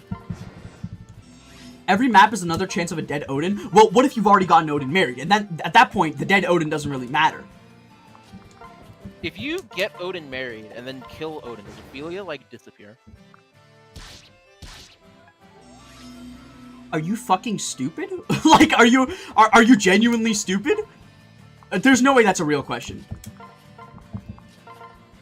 Sure, that wasn't a real question. Dude, guys, I think Brainiac might actually be dumb as fuck. Do you mean, like, you think the paralog's gonna close up? It's not Awakening, dude. Like, they have the kids... already. The kids exist no matter what. If your dad dies, you don't magically disappear.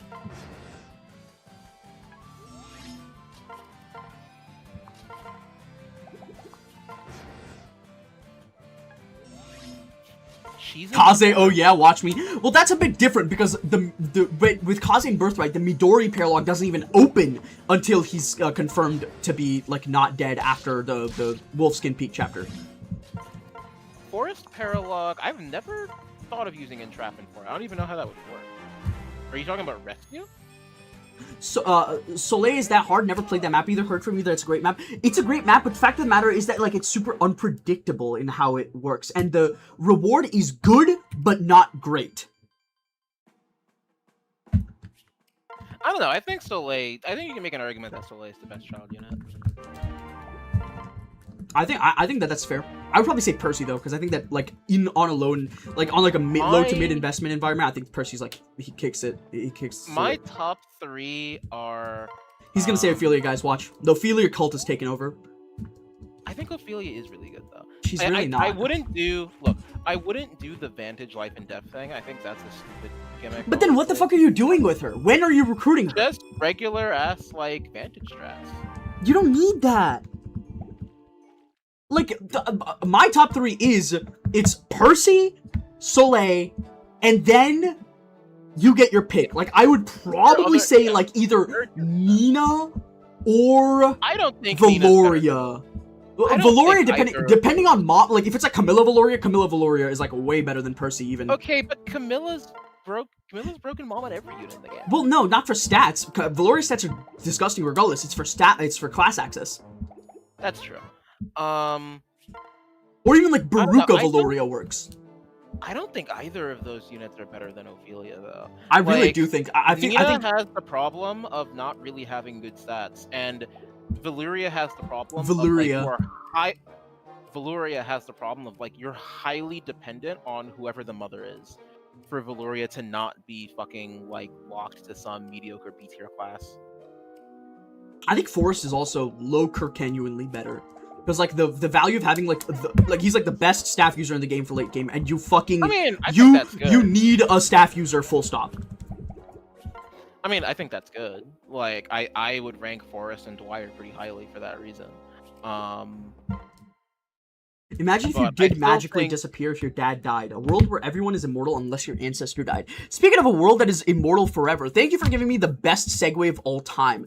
While I was cleaning, like, there's, like, apparently 2 libraries. Well, one of them is, like, I think a place that houses books that are specifically, like, material that you read for class, because there was, like, 25 copies of one book, so presumably they assign it to a class. And one of the books that they assigned was Scythe by Neil Shusterman. And can I just say, that's a fucking based pick. The most of the books that they have, like, high school kids read fucking suck. But Scythe is, like, that's a good-ass book. Neil Shusterman is, I think, one of my favorite, like, young adult writers that I've ever read from. Because I feel like he actually has, like, an interesting idea for what he wants to do with his world design. And I just realized that I'd not let you finish your point, so go ahead. I forgot what I was saying. Yeah, like, I think Ophelia is just better than, like, most of the other units. Just by virtue of being a mage with good stats. Like, yeah, Leo does the same thing. You can just use both. I don't think you can use both. Because the tomes are in such high demand. I guess it depends on, like, what you're using them for. What skills does a child inherit if their parents die before you play the paralogue? Whatever skill was at the bottom of their skill list before they died is the skill that they're going to inherit. Ophelia log is too hard. It really depends. Like, if you have your good units alive, you will get through it. Like, you need a hammer, and you need 2 mages. And you need somebody that can kill a ninja. If you have those things, you can get through that chapter no sweat. Let's take a look here. I think the real danger with going into a lot of the paralogs in an Iron Man is, like, I feel like whenever I play Conquest casually, I have this, like, Dunning-Kruger problem where I'll go into a map like Chapter 10, right? And I'll be very prepared for it because I know how much I know. That's fucking true. Dude, so, I'll get my most common Iron Man death chapter is fucking Chapter 11 because it's so easy that I always get complacent as hell. Yeah, that's exactly like in my last run. Like, I had, like, this amazing clear of Chapter 10, got through it first try, you know, like, finessed it, and then, like, took 5 fucking tries to beat Chapter 11, because I kept, like, doing stupid shit and not respecting the map at all. I was like, why is it... Stop opening the menu! No, I haven't fucking recruited her. Yeah, like, I feel like you're very likely to go. What, you said a hammer, 2 mages, and a ninja killer? Yeah, basically, you need a hammer you need a Camilla with a hammer can basically head up to the top, because there's a top left group of a bunch of fucking generals that is really hard to deal with, except if Camilla flies over a wall and starts hitting the generals, she can kill them with a hammer before they can get to her. So that's the strat that I usually recommend for that part of the map. Isn't there a sniper in that top? Yeah, you kill the sniper on player phase, Brainiac. Oh, usually when I play that map, I just send Xander up there. Xander just solo next. Yeah, I'm talking about like a pre-Xander. Well, I mean, if you're doing Ophelia log after Xander joined, you've lost the plot.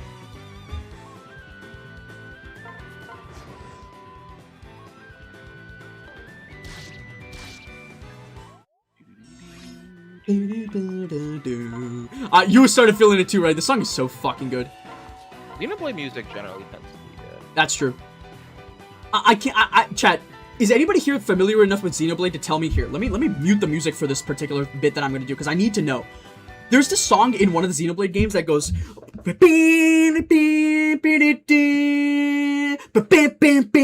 I cannot find that fucking song to save my life. Is it a battle theme? POV or... Calamity Gate being the most overrated shit ever. I swear to God, half my viewers just get their opinions from Coding Ant, and I have a lot of respect for Coding Ant, but you guys need to learn how to think for yourself. This is a Fire Emblem fan problem in general. Danny Doyle DM'd me like half a week ago and asked me how I felt about Calamity Gate because of that video. Why is it called an Iron Man specifically? What about a Superman or a Batman? You know what? I don't fuck with Superman, straight up. Okay, so question. What is the argument made against Calamity Gate? I need to hear that. I think the idea is that, like, you have units that can do the job without a Calamity Gate, which is, like, I feel like... I don't- Okay, I'm not gonna try to... I think I might be misrepresenting the argument a little bit here, but let me see what the fucking... Let me see what Danny DM'd me, because I'm pretty sure she gave me the argument here. I don't think I like that argument. They proposed that the Calamity Gate and Horse Spirit are overrated, because... Oh, she didn't give a reason. They just said that it was overrated. I'm sorry, the Calamity Gate might be a little bit overrated. If you think the Horse Spirit is overrated, you're dumb as shit. Like, and I mean that in a nice way. Listening to women is how we tear down the patriarchy. I'm about to fucking transition just so you fucks start listening to me. Only when they're correct. Anyway, the problem I have with this argument, right, is that, like, you have this class in Dark Mage. Like, okay, so Farm of Fates is a game where, like, every single fucking class in the game has this key problem that they can't fight at range for shit. And now, here's this class that gives units, if they have enough magic, the ability to fight things at range.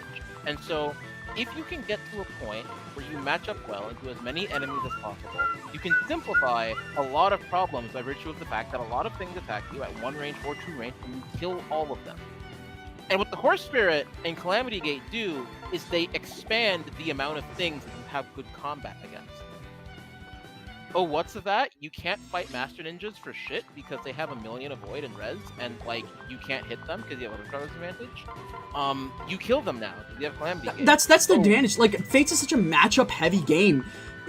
Like, yes, at the end of the day, it can functionally feel like a quality of life upgrade if you are setting up your army so that it doesn't necessarily need it. But, you know, you control the buttons you press. Obviously, like... You can make fucking anything. If you can play this game on 0% growths, I don't think I need to tell you that, like, the stacking power in this game is high enough that you can basically trivialize anything with enough planning, but that's not really, like, a good argument for or against something like that. Calamity, I use Master Ninjas as an example off the top of my head. I guess Generals is a better example. Like, it can be a little annoying. The big advantage, I think the big thing with Calamity Gate is, like, flyers, honestly. No, that is actually a case where I'd just rather use anything else. I'm gonna be so real. Flyers, no, because, like, there's some maps, like, the early Hoshido, there's, like, the Flyers, Great Masters, and Lance using... Chapter 20?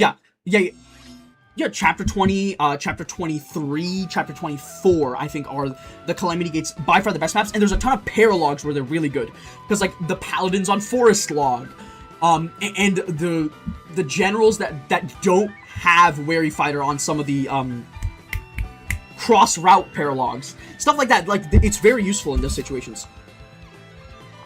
Yeah, you'll be able to get to the end of your playthrough without it, right? It's not like I need this to, like, beat the game. I just think that it comes up when you have it. It comes up very often. Because it helps to, like, for your magic user that's already good against everything to be able to do work against that random fucking maid that shows up in Chapter That fucking 8. maid that I hate. Or, like, yeah, that fucking maid that I hate. Or, like, if you need to fight, like the fucking blue guys on Chapter 20 and stuff. Horse Spirit's also really nice. I think a lot of people on MechaCord have turned against Horse Spirit because it doesn't have great hit. I'm sorry, the hit argument has, like, become a parody of itself. Like, Vex, I love you, Vex. We gotta get you to stop talking about how much hit matters. Obviously, hit matters, but when your weapon is giving you plus 12 stats, you need to look at the situation and go, okay, well, maybe I need to look at the context surrounding it and say, the hit doesn't matter as much as the 12 stats that this is giving me. I can understand the argument, because it's a lot, like, easier to pad hard stats than it's to pad soft stats.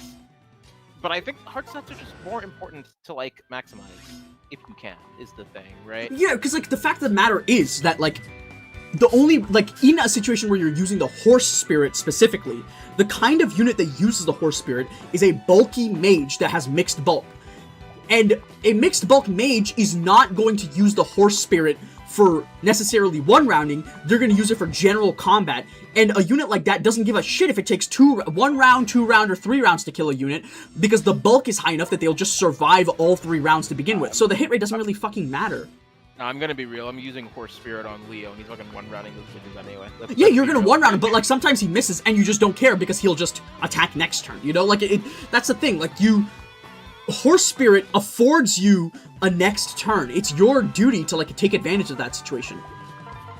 Like the problem I have with the hit argument is that like, okay, well, it's kind of hard to quantify the difference between 70 hit and 80 hit because most of the time they're both gonna hit anyway, and the majority of the time when one misses, the other one would also miss. So there's like a very narrow band where giving a unit like 10 hit or 15 hit actually makes a difference. And like, if you have the chance to get that 10 hit, 15 hit, obviously you want to take it. Like, you want as much consistency as possible. But if the trade-off is just not being able to do something, if you don't have enough hard stats, then I'd rather have the hard stats, personally. As far as I'm concerned, all stats are hard stats, because they all make me hard. Okay, lag. Yeah, he's living. I don't have a heal staff, but he's living. Let me put Elise here, just in case.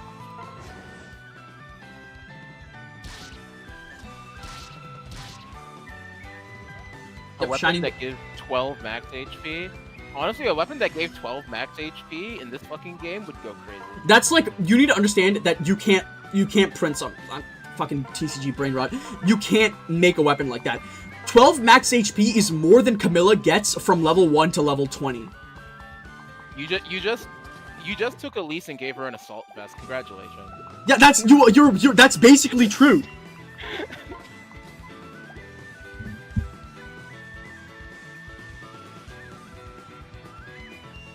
Anyway, I'll be right back. No, but like back to the Eroguro discussion. I feel like it sort of feeds into that whole like art should disturb the well-adjusted and no, what is it? Art should soothe the disturbed and disturb the soothed or whatever. It feeds into that kind of thing. Like I don't know if you guys have picked up on this. It's kind of subtle. I am like very much not doing well mentally these days, and I think that like seeing a character that can that goes through that much pain, to some degree, it kind of makes me feel a little bit better. Not to that much degree, because like, you know, Schadenfreude can only take it that far. Where's my Oranberry Elise? Shut the fuck up. Well, actually, that would be really good because it's just 10 HP or whatever.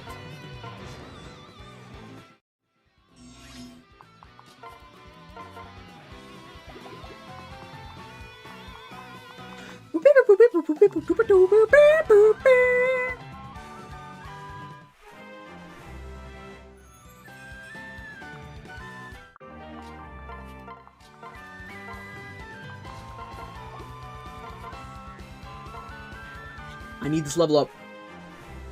But I think that the fact of the matter that it exists is nice.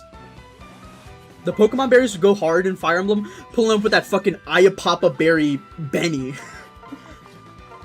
Gen 7 Ayapapa berry too. I'm not some fucking chud that's using the Gen 8 whack-ass Ayapapa. That item was so busted in Gen 7.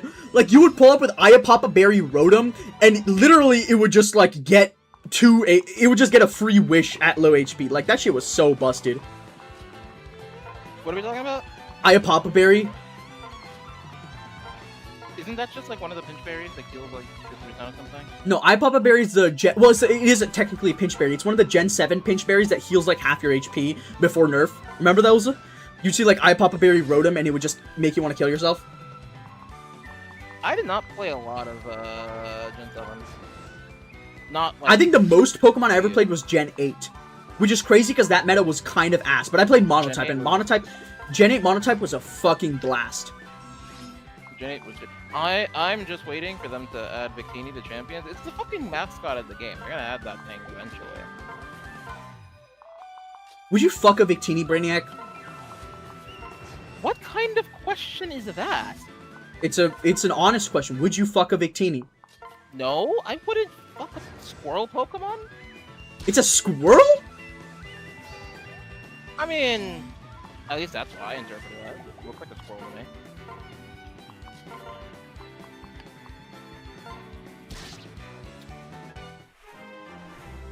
Gen 8 made me hate Pokemon. The Pokemon lineup for OU and Gen 8 was not doing the game any favors. Like, it was just all insanely fat bullshit. Like, oh my god. Let me look at Gen 8 OU. Hold up. Gen 8 OU. Oh my god, look at this fucking tier, dog. Blissey, Buzzwole, Clef, Corviknight, Dragonite, Ferrothorn, Garchomp, Heatran, Landorus Therian, Melmetal, Pelipper, Slowbro, Tapu Fini, Tornadus Therian, Toxapex, Tyranitar. Like, no, it's just all Fatsos. That's crazy.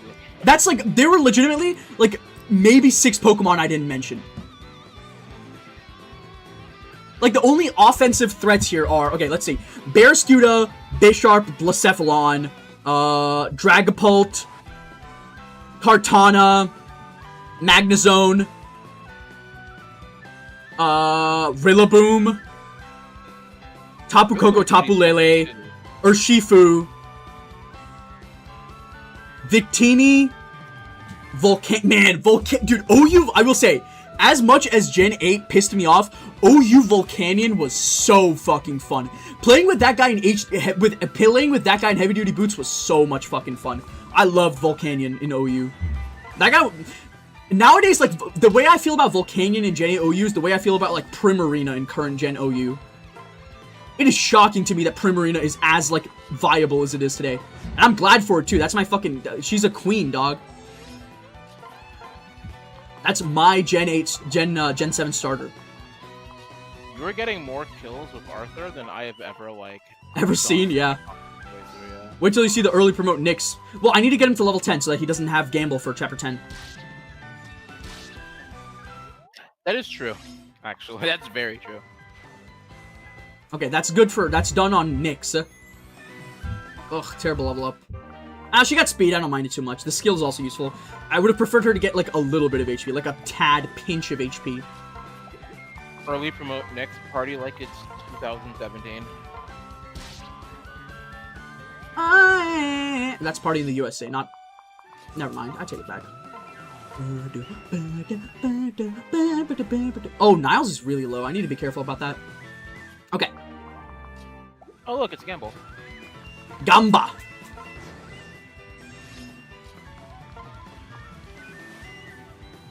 Ooh, I like that. Okay, let's put Felicia on him. The fucking bass on this track is so good, dude. It just has such an... God. Yeah, he's a little too strong. Daniel, I'm gonna need you to calm down, buddy. Your aura is too overpowering. I guess I'll put, like, fucking... Niles, Nyx on him. I remember when I did my full recruitment run of Conquest, I did Niles Nyx. And the problem I ran into was that these two fuckers have no inherent synergy together. That's true. I don't want to use Nyx. That one is true and painful to hear, but also, like, goddamn, if that's not correct. Well, it's one of the things you have to consider in full recruitment run. It's like, okay, what units have inherent synergy together? Because those units are going to be easy to use. And it's going to be easy to, like, shutter one away and focus on one or something like that, right? Like, FB Kaze, easy pairing. Those two have immaculate fucking synergy. Okay, let me think about this. So hold up, I need to lock in for a second. I go here. I transfer Nyx over to Felicia so Felicia can bring Nyx over to the area. I rally here.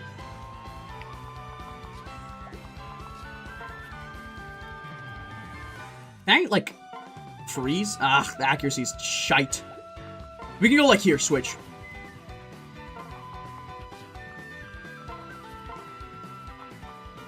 .85 accuracy is not great.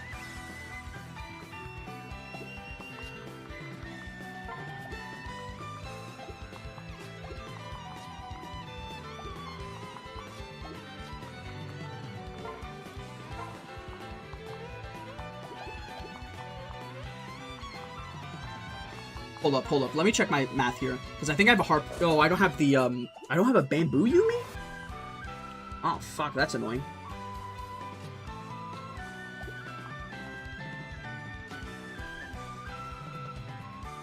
All right, we're going greater implied odds here. Work? That's not what I like to see.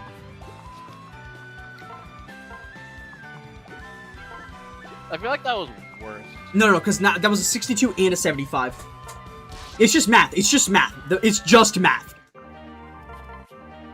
Fine, fair enough. But yeah, as I was saying, like, yeah.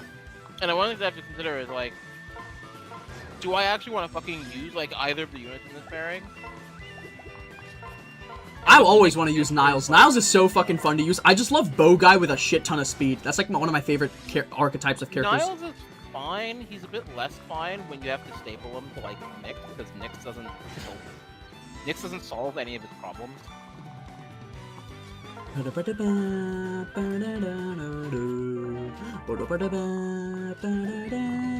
also, when you're doing a full recruitment run, you have to, like, there's a million other units you would also like to be using. So it's like, I just wanted to get that pairing out of the way as soon as possible. Wait, you can... There's a fucking wall here? I have never seen this wall in my life. Huh? There's a wall here, dude. There's a breakable wall. Wall? Yeah, I know, right? So you learn something new every day. I guess so. I have all my long years playing this game, my eyes have never wandered in that direction. I'm gonna be so real. I'm gonna keep it a buck. I've never peeped at that corner of the map.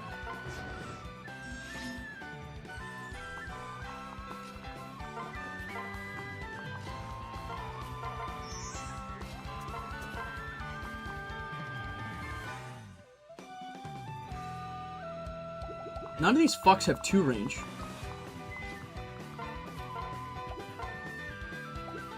And should do this? Farming out the rest of the map for EXP. Well, I'm not doing the reinforcements. I am getting the rest of the units on the map right now, though.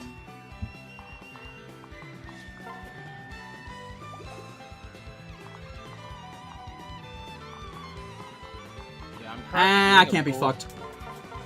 I'm currently doing a full recruitment rev run, which is just like terrifying conceptually. Because, like, you have to get so many late units married. That's gonna suck. I have to get so many units married in general. That's true. But, like, the fact that, like, some of them are, like, Niles, Laszlo, Odin, Azuma, Arthur, Benny. Let's not too much on Benny. Not too much on Benny. Benny's probably usable, but, like, it's Benny. Alright, we got Haitaka. In a perfect world, we'd be able to get Effie to C-rank Lances soonish. How many fish did you bribe Haitaka with to get us to join me?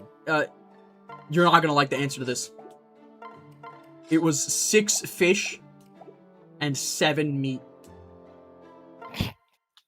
You're the one that asked, buddy. I was not gonna mention it. You asked.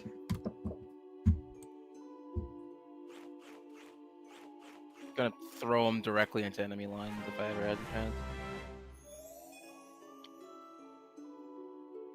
What the fuck is this window? Just like, alright, Oh, it's buddy, my you're a fucking YouTube comedian, music. you're gonna be tanking the cannons. You're gonna be taking the cannon fire for me. Mm-hmm.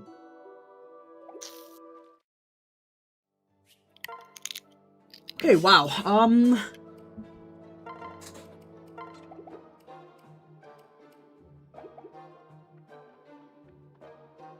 Can I fuck Azura yet? I mean, fuck Felicia yet? I said Azura and it totally cursed me and put Azura at the top of my... You said Felicia, and then it completely spiraled from there.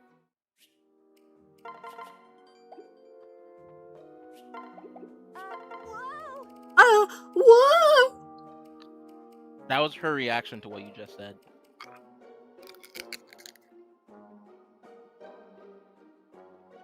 It's like, oh, whoa! It's like Crash Bandicoot. Wow. that was a cat, Brainiac. No, that was the yippee.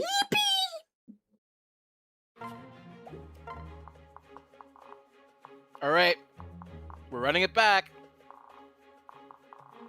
Okay, this time don't fucking let Elise get killed. That's legitimately all I need to do is just not let Elise get killed. And also, don't get seized. True. Truth Duke.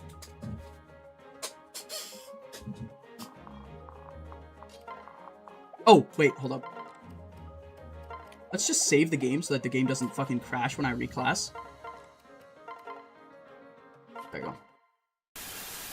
Oh, God. What do you think the Fates generics get up to in their free time? I don't know, probably, like, hanging out with their family. Hard drugs. Will we use units in Invasion 1 or Chapter 11? Let's hear from the prediction markets. That is crazy to me that, like, people are using, like, Kalshi and, like, other betting sites as, like, a barometer to figure out what's, like, what is trending and shit. Like, so, like, right now, like, you'll be, like, people will be like, oh, and it's, like, shockingly accurate, too. Because on stuff that's, like, that cares about public opinion, at least, they'll, like, right now, they're trending towards, like, they'll be like, oh, J.D. Vance has a lower percentage to be the Republican nominee for next election year, and we can tell that because the call sheet trends are going down, and it's like shockingly accurate. Like, the news using them is actually ridiculous. I would be opposed to them using them if it wasn't accurate. The fact that it's accurate just makes me like kind of wish it wasn't accurate and like wish we weren't living in this world. But like, if it fucking works, it works, man. You can't like, you know, you can't really stop it from working. I just gotta roll my eyes a little bit though every time they're like, oh, how are you guys doing? Well, let's see what Kalshi has to say. And I'm just like, dude, come on, really? What do we pay you for?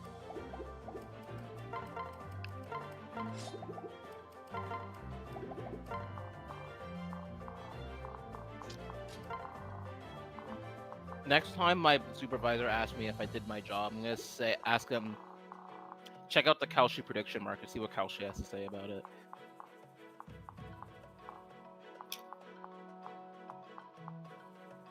Anyone else understand my struggle of wanting the AC on because it's hot, but the AC is so loud I hate having it on while I watch TV? I don't, because my AC has broken for the 3rd time this month.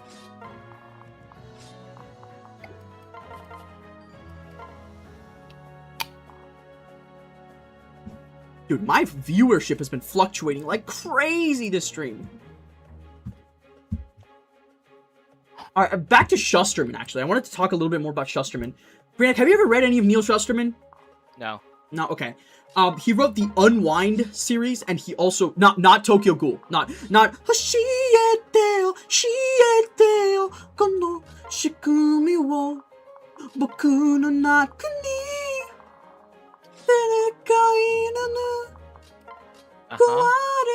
Am I gonna ever get to the point? I don't know. I'm having a lot of fun singing Unravel.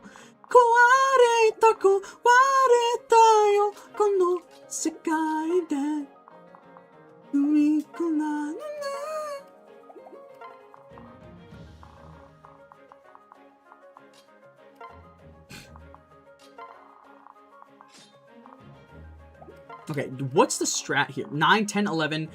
She's like 1 speed off of doubling these fucks. That's really annoying. How about this? We'll go speed defense rally.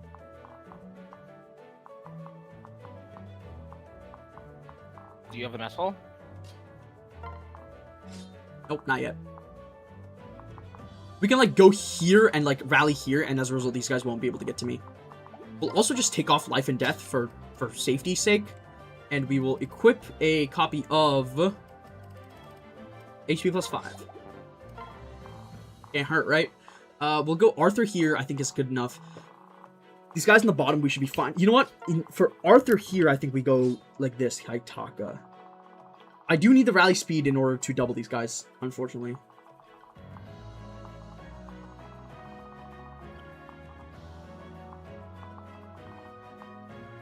Like, right now, Effie Arthur marriage is also, like, a priority, so.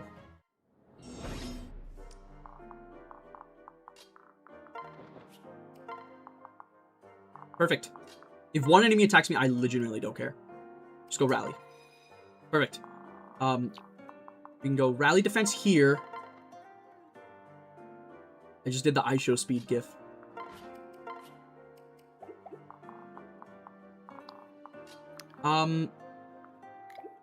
There's no way Arthur unironically... Okay, what the fuck is Arthur's unboosted speed right now?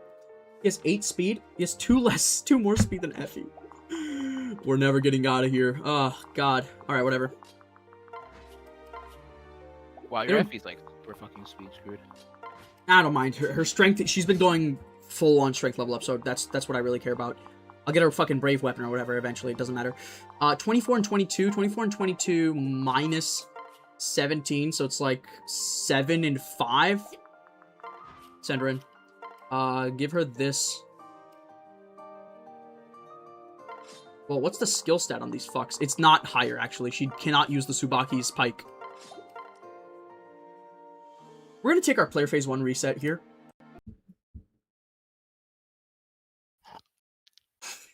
I can't believe I pressed the L button and scrolled to Nyx that was in the middle of Dickfuck Valley.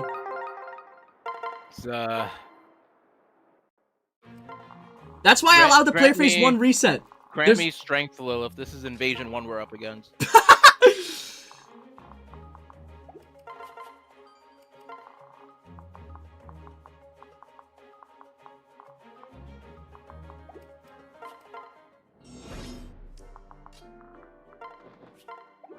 I am gonna have to buy an extra staff for Felicia before chapter 10, but whatever.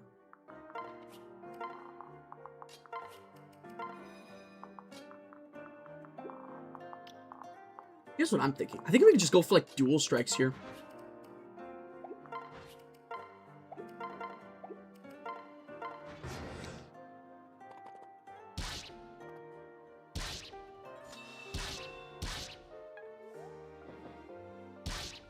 Yup, that's exactly what I wanted to see. The not killing is unfortunate, but that's life.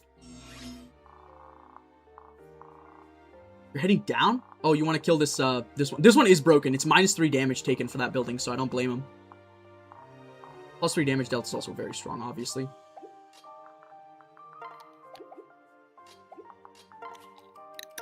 If I go here...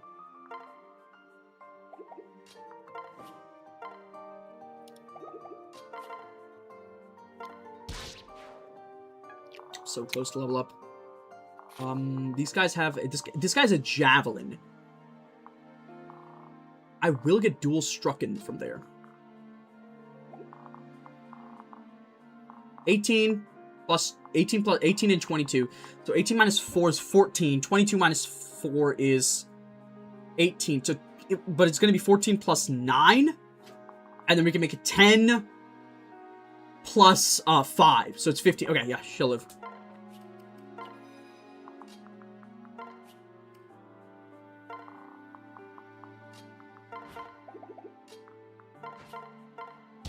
Thank you for that. That actually really does help.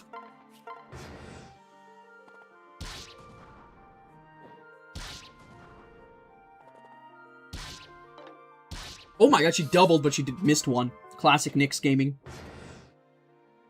Oh, Lilith, good job. That was actually, like, fairly useful.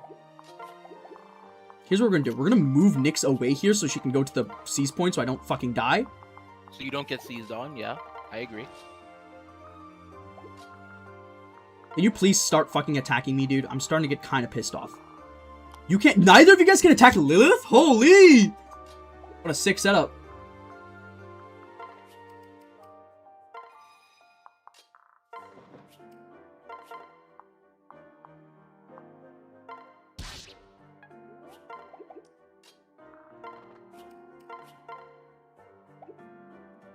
If I do this, you can't kill me. I think that's probably better. I don't like... You can't reach Niles. Yeah, no, this is better. We just gotta start killing enemies, man.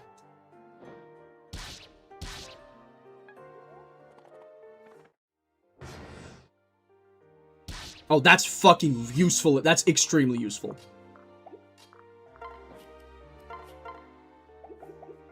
Here's what you do. You go here.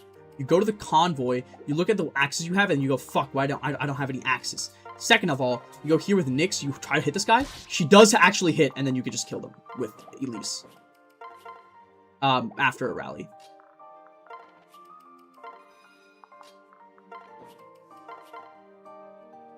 Let's go here. Sorry, folks, I have to lock in. I can't continue talking about Shusterman right now, because I really do need to lock in right now. Yeah, Invasion 1's really putting him through his paces right about now.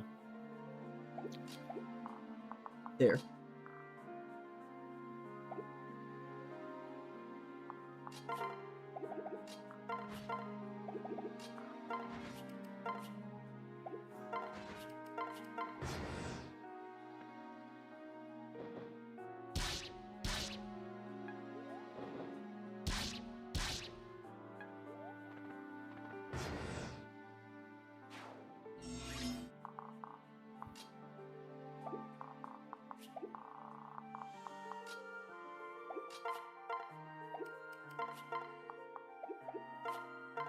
If I do broom here, I go here, broom kill. I get attacked by 2 guys. One of them does 8 damage to me. I would be dead. What about Arthur here? He doesn't die.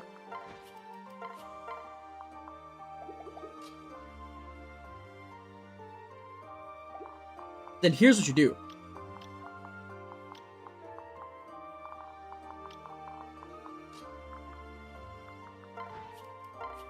Go here, and you use the vulnerary.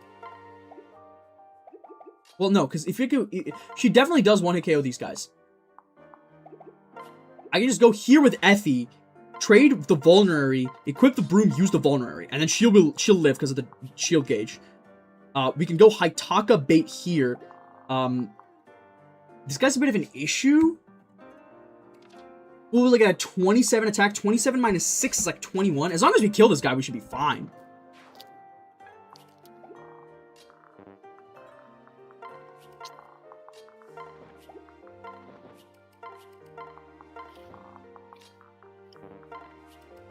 There we go.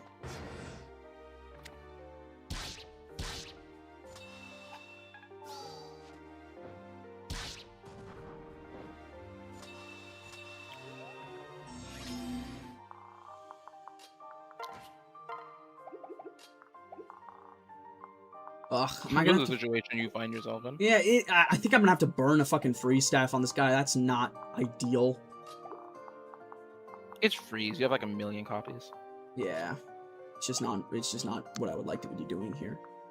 So like if I freeze this guy, then I can go here. Oh, wait, hold up. No, this guy's a killing edge. Wait, is this guy have an armor slayer? No, he has a steel sword. The killing edge is what's giving me the danger alert here. Well, do I give a shit about you then? Steel sword is 21 attack, 21 minus... Oh, never mind, you're good. Yeah. Like 4 damage. So if I kill you, I would take, well, this guy, well, look at this, look at it this way. That guy has 3 less attacks, so he's gonna be 8 damage. This guy also does 8 damage, so I would need to freeze one of these guys, because otherwise I will die.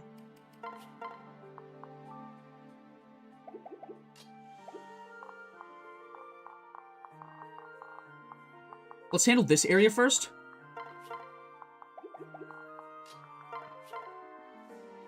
Let's just get this kill. Ideally, we can get the second kill with Elise. Oh, beautiful level up. I do love how Lag goes out of his way to like Their way.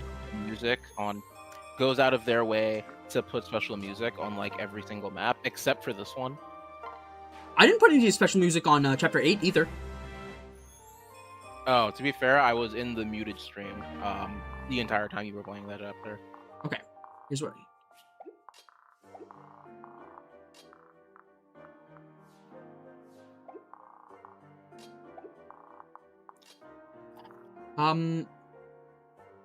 It's a fucking strange situation. Wait. 6? Wait, hold up.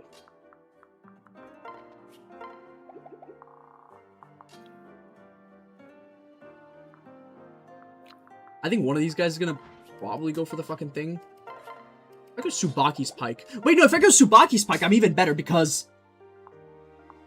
Yeah, because you do... If I go Tsubaki's Pike kill, I think that's the way I win this. Is I go Tsubaki's Pike kill here. These guys end up doing 7 damage each to me, and the back guy doesn't do enough damage to kill me. Hit. Thank you. Let's see if this... Let's see if my my hypothesis worked out.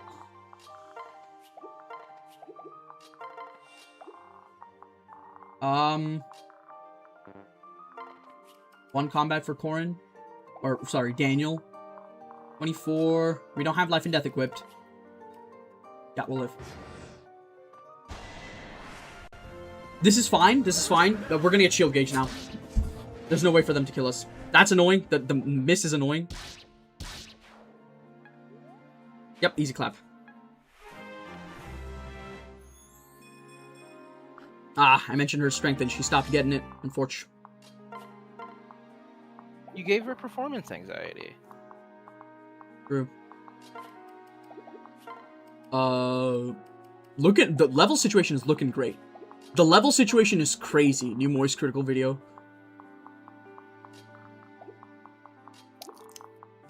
We'll just go here, equip the Iron Lance. Wait. Because I don't really have any healers right now. Well, any healers that actually work.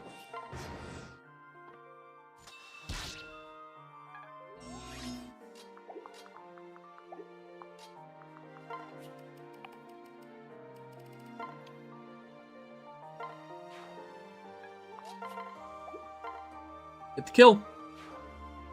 And would you look at that? Alright, now that I'm done with the hard part, it's time to go on to the easy part. Yeah. Mushroom Staff, unironically, unfathomably helpful. Please, take your time.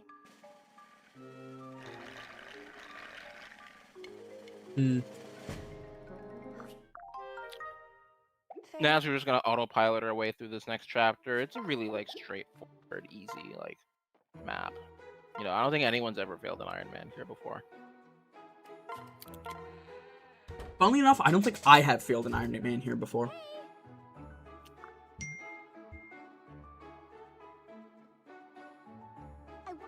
See, now you jinxed it. True, true. Okay, back to fucking finally I can get back to Shusterman. Shusterman, the first series I know of his that he wrote was this young adult dystopian series called Unwind that I remember reading. The idea was that like you weren't allowed to have abortions. And what they did was like if you have you can't have abortions. What you can do though is if you fucking hate your kid, you can when they're like 13 or something, like 13 or 16 or something like that, give them up to be an unwind, which is what that happens is the government comes in, takes custody of them, kills them and harvests all their organs and uses it for organ transplants. Eventually it's like you follow like a guy from fucking Ohio, unironically, a guy called Connor from Ohio who's an unwind, and he goes through a bunch of shit.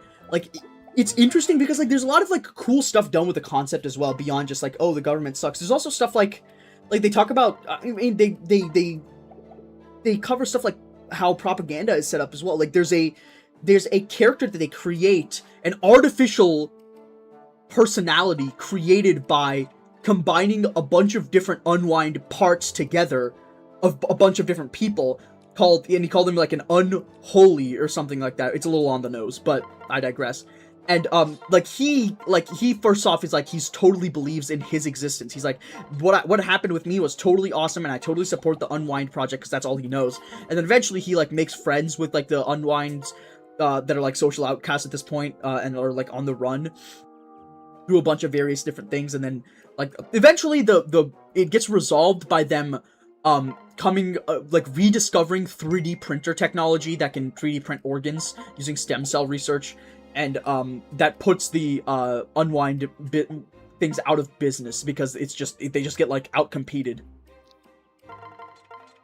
It's a lot better than I'm giving it credit for. There was like a bunch of scenes that I still remember to this day. Like there's like this really suspicious looking guy in like the first book. Like in the first book they run away and they like go to like a place where a bunch of different like outlaw unwinds are hanging out, and there's like a colonel, like an former army officer or whatever that's like in charge of that place, and there's like a bunch of like crazy rumors about him, and there's like a urban legend that's like passed out throughout the story early on about like a guy that was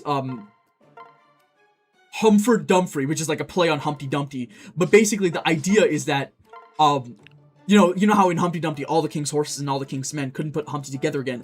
The idea is that there's like a dad out there whose son was unwound without his permission, and he's roaming the country as like a serial murderer, killing everybody that has the body parts of his son and try eventually to assemble them together back into his son. But in reality, the admiral is this guy, but he's not trying to kill them. He's gathering all the different people that have the parts, and he eventually like gathers them together into one room so that he can hear his son again. And it's like a really touching moment. There's also like another part where I forgot. No, there's this like really gruesome scene where like you get to like hear the Connor's like thoughts as he's getting his body like dissected slowly.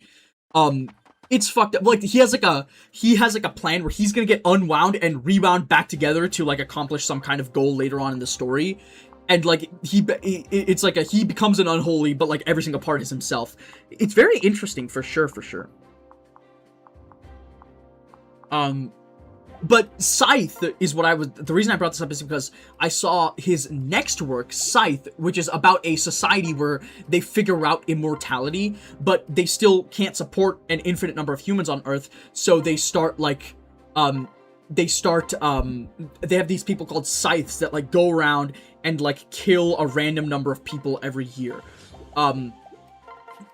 And there's like a bunch of really cool stuff in that dystopia. Like obviously like a lot of these are very clearly like political messages. Like, you know, there's like the stem cell shit.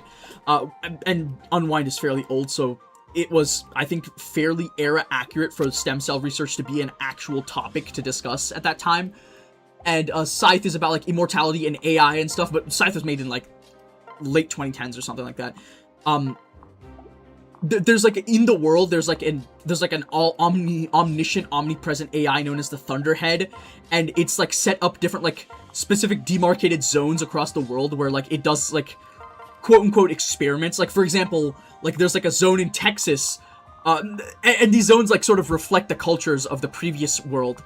So like in Texas there's like a zone where there's like less rules put into place, because like for the rest of the world, Scythe, the Thunderhead, like monitors everything, but in Texas there's no like law that makes it so that you need to have like a camera in your house or whatever so the Thunderhead can watch over you. And they talk about like in Thailand, like nobody's taught to like perceive themselves as of one gender when they're born. It's eventually when they get to become 18 they can choose to just be cis, like just be one particular gender, or they can choose to adopt a more complex gender identity, and they're supported in that endeavor and stuff like that. It's a very interesting story. It's about like it's a dystopia that feels like a utopia is how I would describe it, I guess. I don't know. I'm just really glad that they actually have like thought-provoking works that they're teaching to kids, because when I was a kid and I was in high school, I had to read fucking Othello, and I'm sorry, Othello is not that fucking interesting. I don't care if you're a Shakespeare dick writer, shit is not that interesting, G. I'm sorry to tell you this, but it's just not that interesting. I never liked Shakespeare. Let me buy a fucking tome. Please, take your time. I will buy a Fire +2 for my early promote Nyx. Thanks for stopping by. Early promote Nyx is still a throwback. Stay. Actually, maybe I don't need early promote Nyx, because like what matters is her speed stat, so the fire is good enough. Daniel, I think, cares a bit more about that shit. Let's see, can I get the 1-hit KO on a flyer? Right now, all I need to know is, can I get a 1-hit KO on a flyer with my fire tome, because the trample doesn't work on flyers. I learned that the hard way.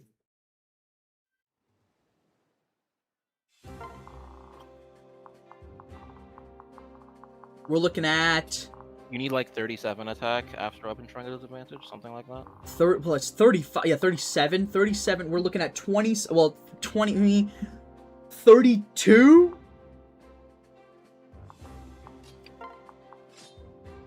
35, 36, 37, we can get there. We just need a tonic. Oh, let me do the fucking rest of the speed benchmarks. Okay, so the unfortunate part about this chapter is that you usually have to pick between combat on Elise or support point gain between Elise and Odin. And that's a difficult decision to make. I think I'm going to have to go with support point gain on this particular version of this clear. Though it's a fucking tough decision to make regardless. So Niles going to head to the top right. Who's he going to be paired up with? Niles needs to be paired up with somebody usually on this chapter. Well, let's check Does this. he? For my version of this chapter, yes. Speed benchmarks are 16 and 14. We need 16 or 14. So Haitaka, she's going to promote and get enough speed. 16 and 14. What's the speed stat with the monkey spirit? Yeah, we're not getting there. Literally just Haitaka needs the speed. Okay. And then we'll just do the rest as we see fit. I know what all I need for this chapter. I need HP tonic for Corrin. And a magic tonic for Corrin. I need an HP skill luck defense tonic for tonic setup for Niles.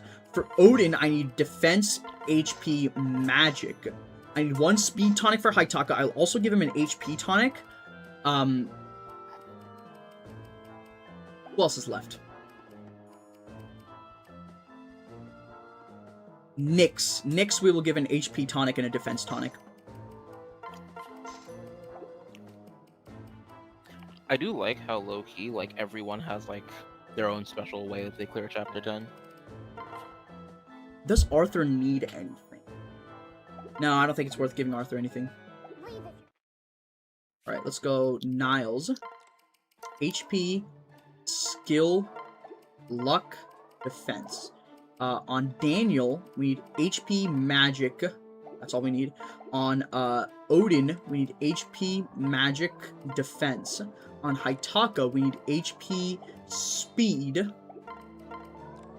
We'll give him defense as well. On who the fuck else did I want the HP on? I wanted HP on Effie. Wait, no, that doesn't sound right. Nyx, that's the one.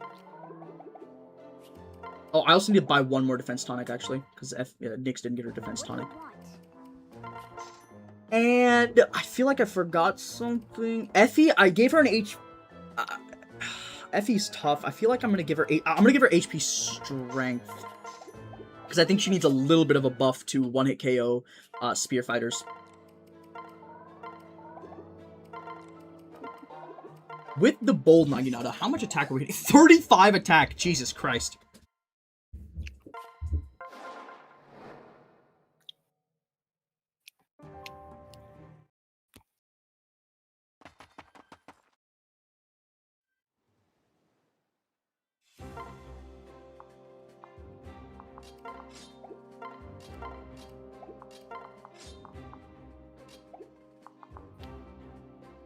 She has 2 less attack after life and death than Corrin. Jesus Christ, man. God damn, this bold Naginata is good. I'm trying to see if I can get this. Well, no, turn 1 is going to be everybody just breaks this fuck-ass wall.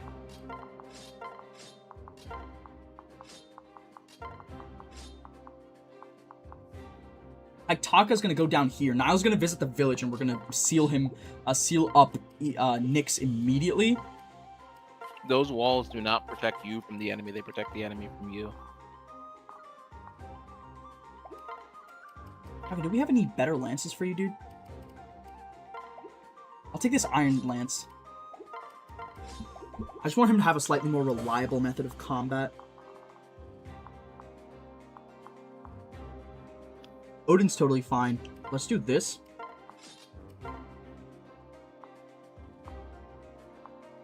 My Odin isn't particularly, like, special this run, so I think that it's just going to be fine for me to do it this way. 24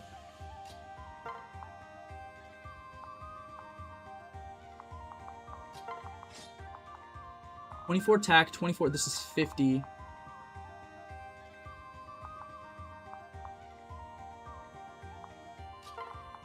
I think turn 1 we just have Haitaka help break this fucking wall. Like, Haitaka plus Arthur should be able to get the wall kill. In fact, we'll even do this, get the wall kill. We'll pair up into Felicia. We'll go 1, 2, 3, 4, 5. Can I, like, do a swap here? Oh, that'd be so much better. Only had 1 more unit. Probably should have captured somebody. A little late for that now, though. Only you had, like, a unit. I hate to say it. We're gonna have to use Elise for this. So we're gonna do Arthur plus Elise.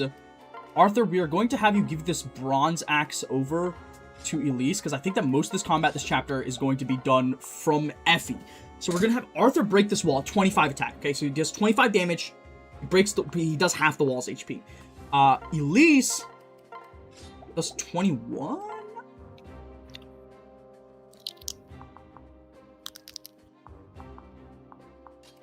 We can do this. We can walk up there and crack the wall like that. And then we can go swap Felicia up, pair up, and then we can go 1, 2, 3, 4, 5, 6, visit the village, turn 1. What's the defense here? 30, so we have like 27 HP. Does anybody here do more than 27 damage? They do not. Alright, time to shit my pants watching Life and Death go.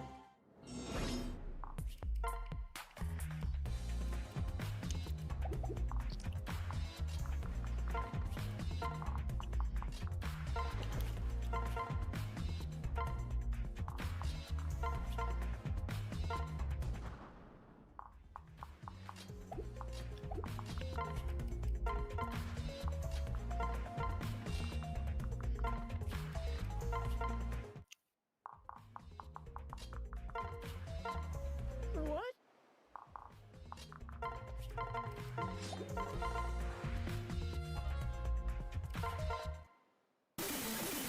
Oh my god, that's a different pattern than I'm used to. It switched it up on you. Yeah, every time I visit do those private quarters, it does like a weird fucking sound, but this time it's a little bit different.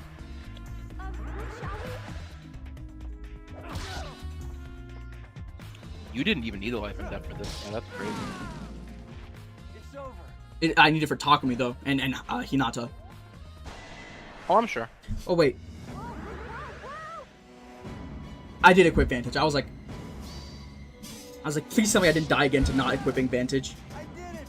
That would be very anticlimactic. I wonder if I can replace the voice lines. That would be really fucked up if I replaced the voice lines as well. So does the game plan just slowly march up to Takumi and kill him? Yep. Okay.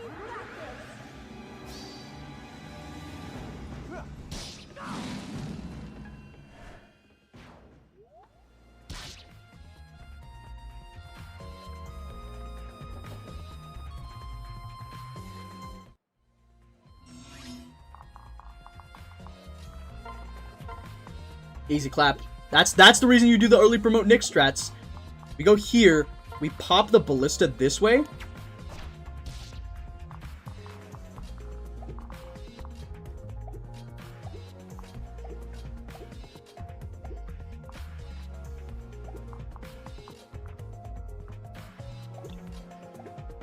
Unfortunately, I don't really have a better way of doing this.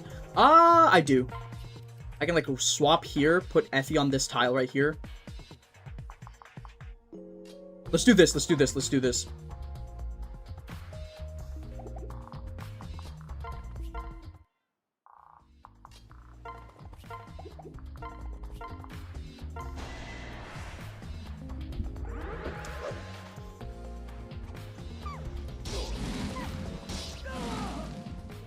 I don't need your forgiveness.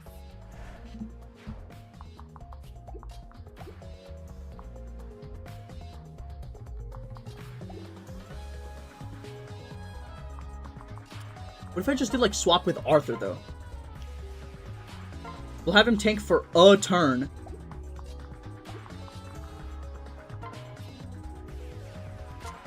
We'll do this.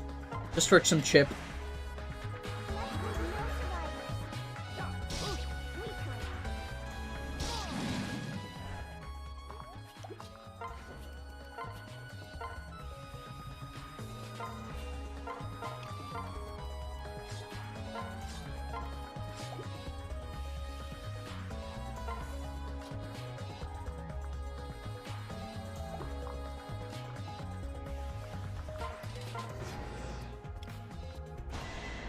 This is fine, it's just annoying because I get to kill less enemies this way.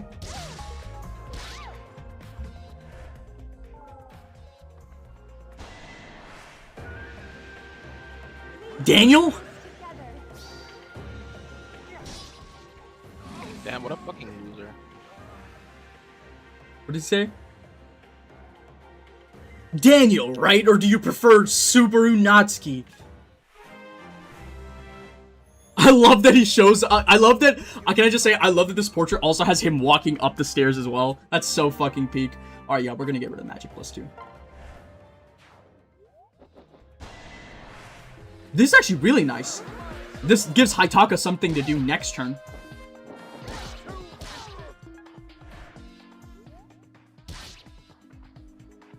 Oh, I need to actually send Elise back up.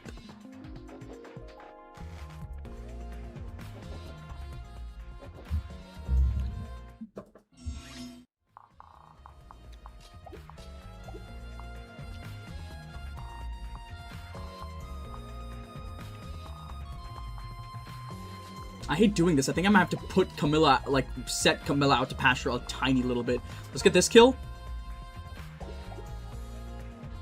Well, okay, here's what we're gonna do.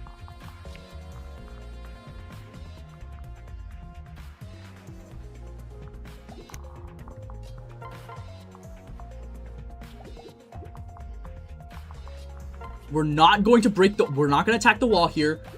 We're just gonna equip the Nosferatu. We're gonna wait.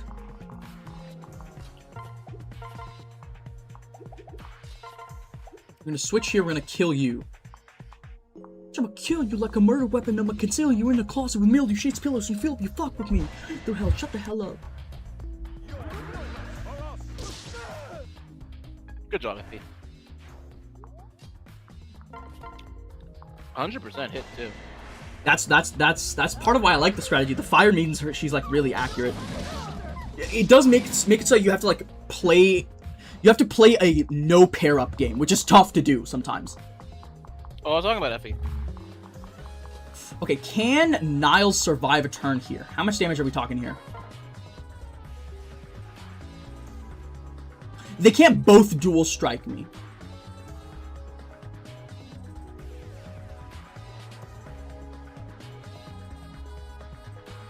+18 +12 still kills you.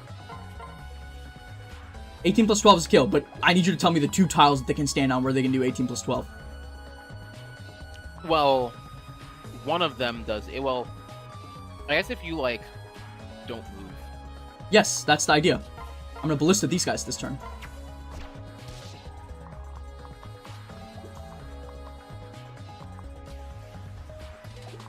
I fucked up a little bit on inventory management. Ah, no, I didn't. Never mind. I'm the goat.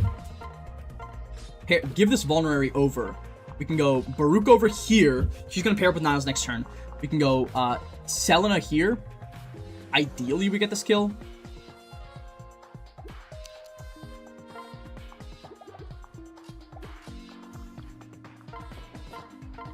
That's not who I wanted to attack, but okay.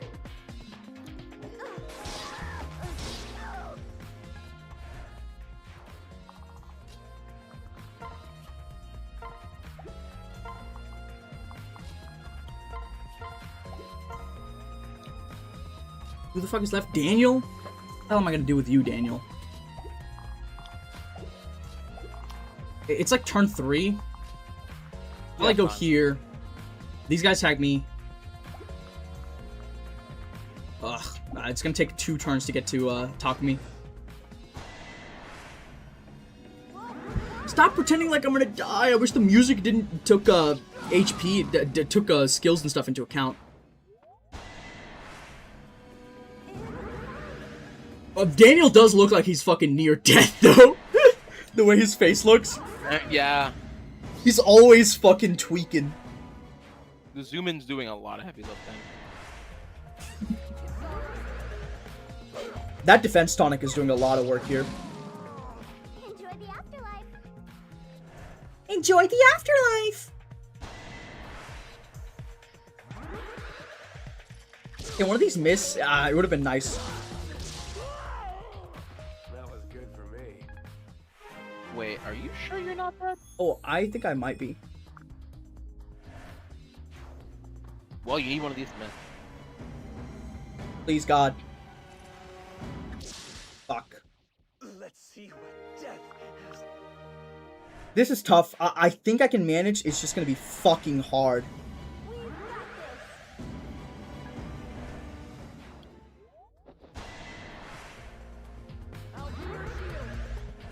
You died to 18 plus 12. True. I forgot about the spear guys. I didn't think the spear guys had enough movement, straight up. Odin's fine.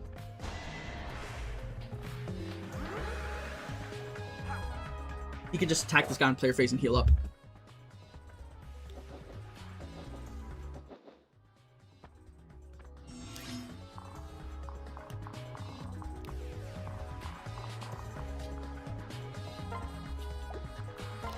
Can I be in range of this person? Okay, that's cool. Yeah, let's go like here. Next turn I can do that. Okay. This situation is going to be a little bit tougher than I anticipated originally.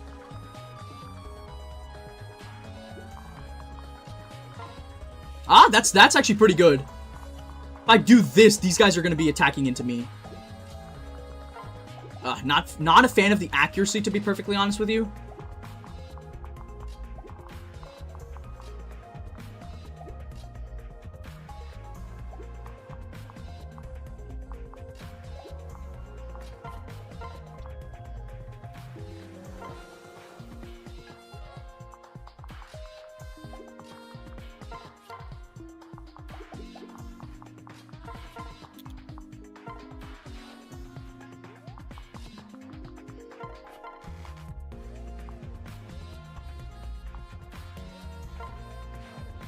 Warida. Okay, we can do this.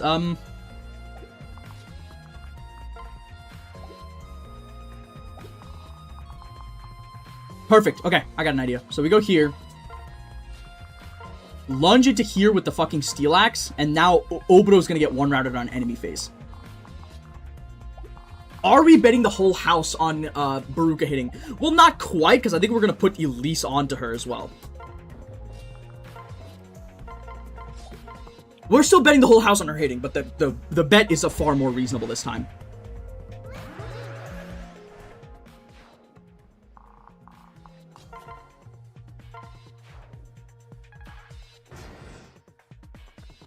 I can always call Daniel up to where Odin is to kill the ninja that spawns.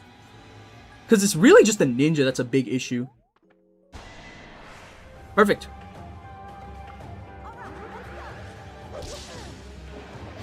You have to be fucking kidding me, dude. Fuck off, she's gonna get sealed. Ugh.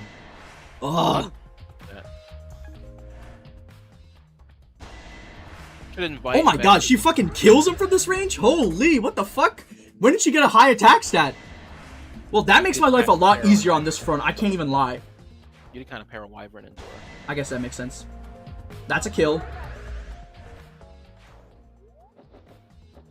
This is fine. This is fine. I can just get those kills with Haitaka and whatnot.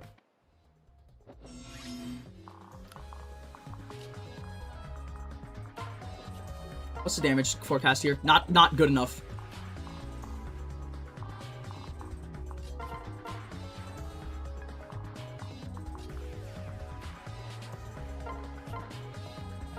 Goodbye, talk to me. Any last words, Daniel?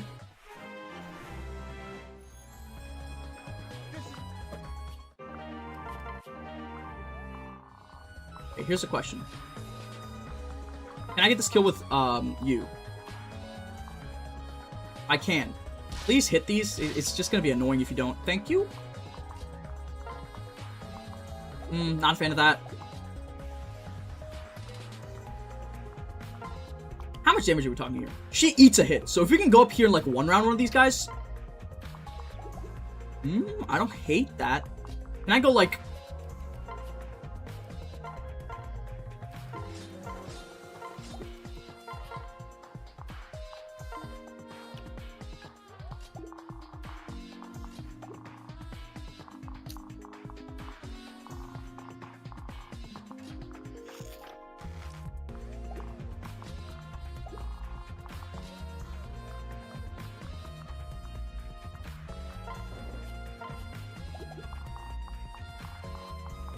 You don't do any damage to me, so you're gonna avoid me. Not a fan, let's just say not a fan. Don't get these gone. 91 is good. Yeah, this Iron Yumi guy's the one that needs to go.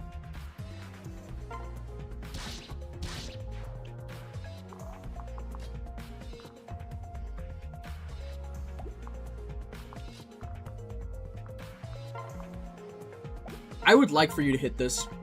You are the fucking goat, Haitaka. You needed that hit. I did not need that to hit, because I mean, I have 2 wyverns in the area. I can do some dual strike bullshit with it. It's just like, it would have been so much more fucked if I didn't hit that.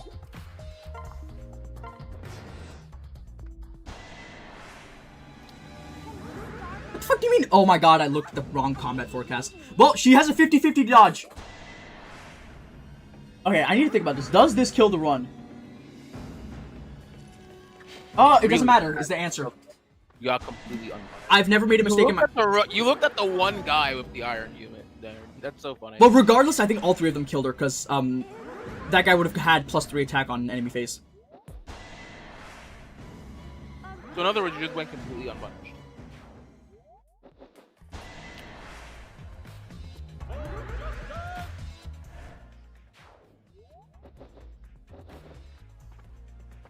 Okay, this is where we need to bring Daniel back in. These guys don't have enough res for me to worry about them. We're gonna send Odin back this way because we need his help here.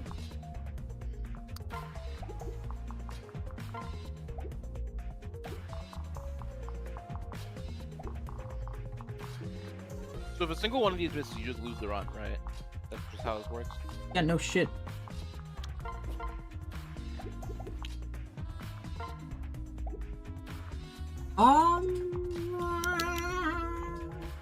Okay, 23, because I do... No, I don't one-hit KO if I get the Bronze Axe +2.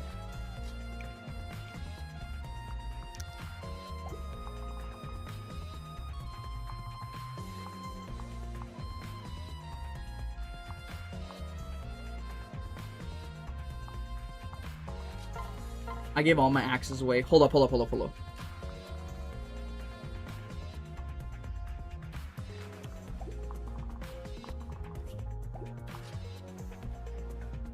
Oh, that helps. Yeah, okay, hold up.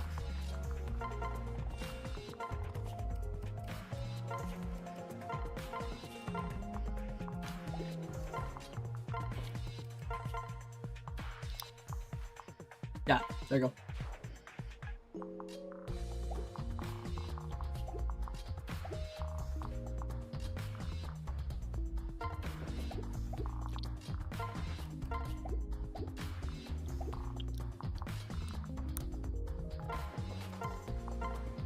We'll give him the Carp Streamer and the Iron Axe.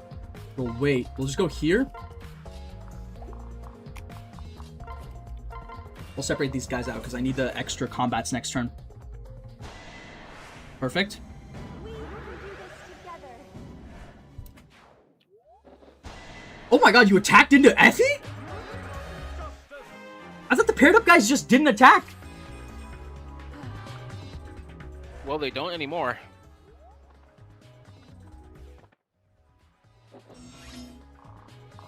Yeah, Odin can one round. Odin can solo this guy. In fact, we're even going to give him some elite support. However, we also do... Well, okay. Here's the play.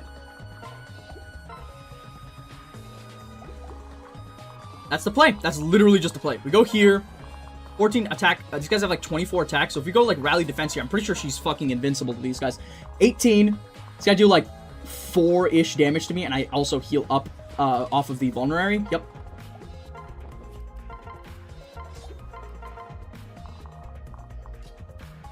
Her debuff's almost worn off, which is good.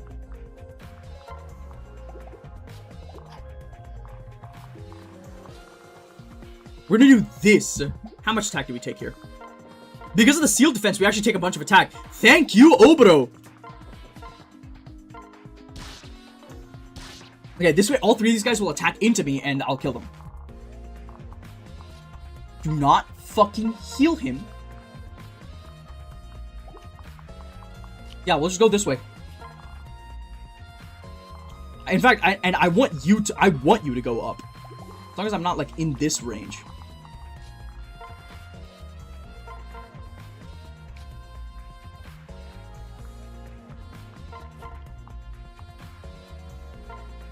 That's 2 combats with at least Odin.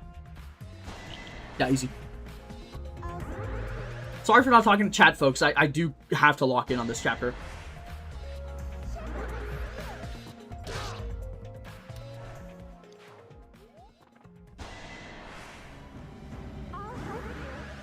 Poor guy. Didn't even know what hit him. I think he definitely knew what hit him. It was a fire tome.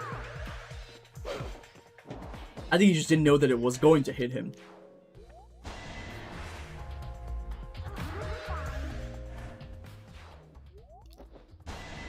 That's good. Is that a kill? That is a kill.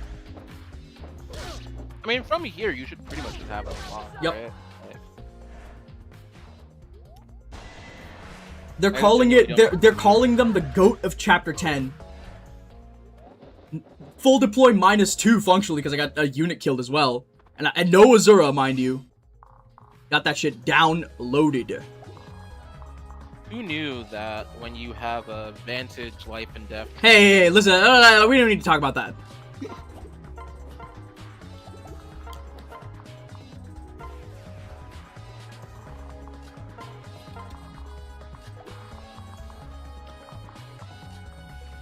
It's unfortunate. I would like to deal with these guys.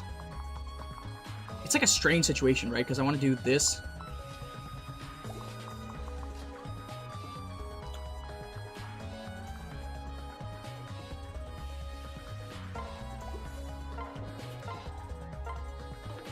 Okay, well that sucks, but also is not too bad.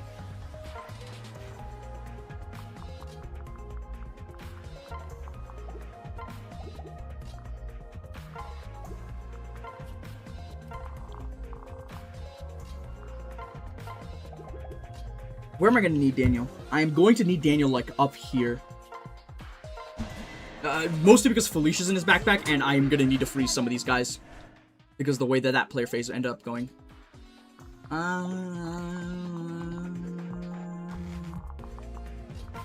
Let's do this. Fine, that's fine.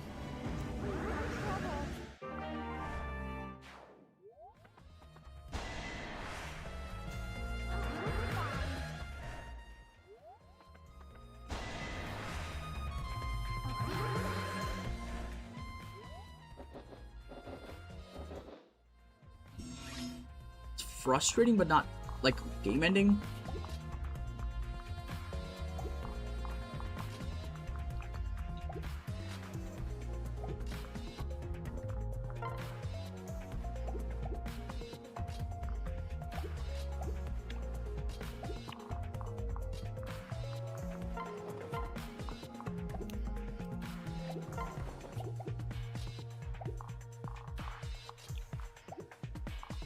Not too much of a fan of this setup.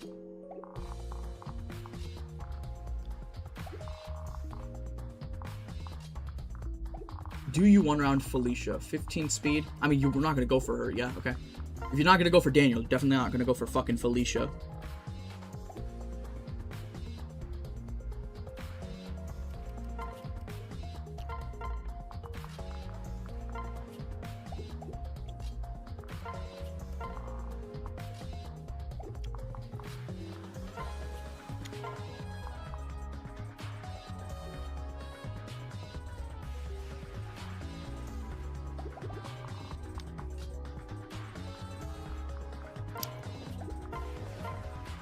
$11 damage.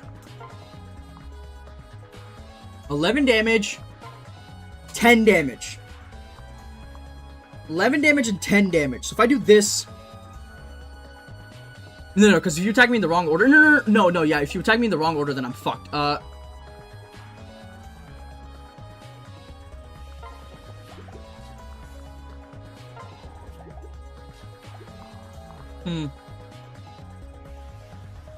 My understanding is that if an enemy sees lethal, that one will go first. I go kill here.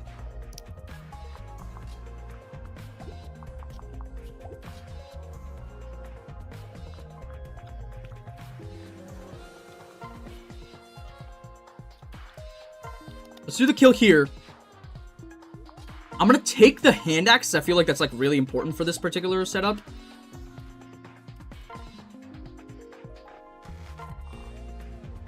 Only one enemy can attack into her.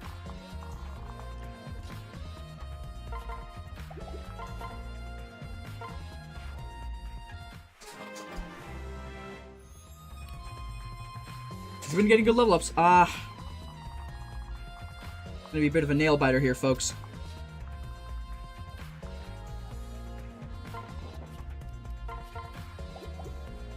stack's not bad here. I think I would rather stay in this area right here. Up vulnerary. Because I know Nyx can handle that enemy group.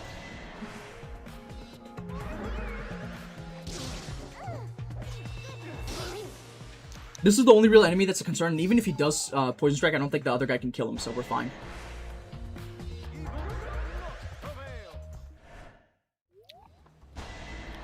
Yeah, see?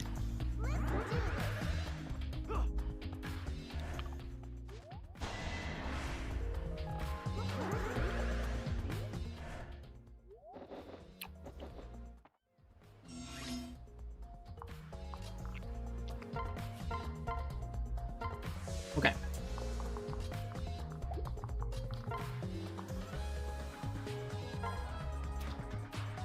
I'm stupid, but thankfully I have covered for my own stupidity. Wait, have I? Have you? Why am I this stupid? Can you deal with that flyer? No, I can't because I killed the one in front.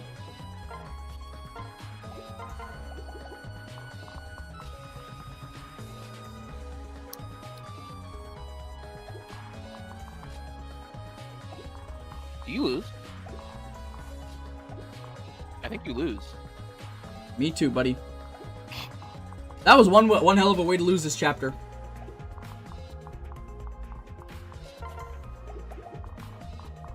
I should have just let that fucking flyer live.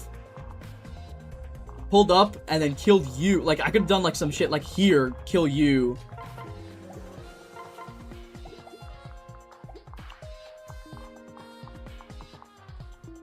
The problem with this chapter is that the way that the economy works out is that I want to have somebody paired up on Niles. Like, I need a defense pair up on Niles, but I don't have anybody that I can afford to put on Niles a turn late. Like, cause Camilla's the only one that can reach, and I cannot do that. I'm thinking about next time. This chapter is fucking cooked. Daniel will return. That's what he does.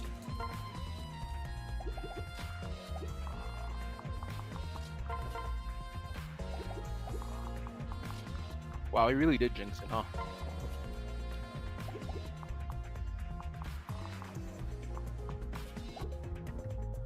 And Camilla doesn't reach the other guy, which also sucks. Yeah, I think I was cooked regardless, actually, because this person is not killable. Well, no, I could have done, like, Haitaka move up here, kill. It would have been messy, but I think I could have gotten through it.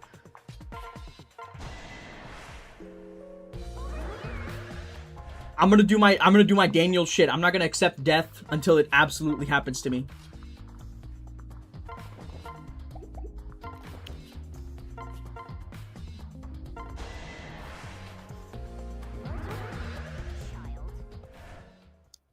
I would say the Daniel LARP did better than I expected it to.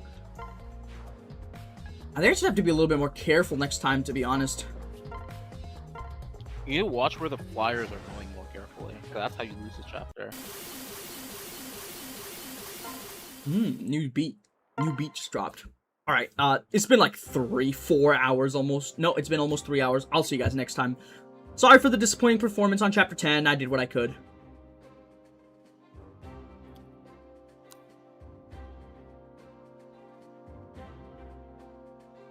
See y'all.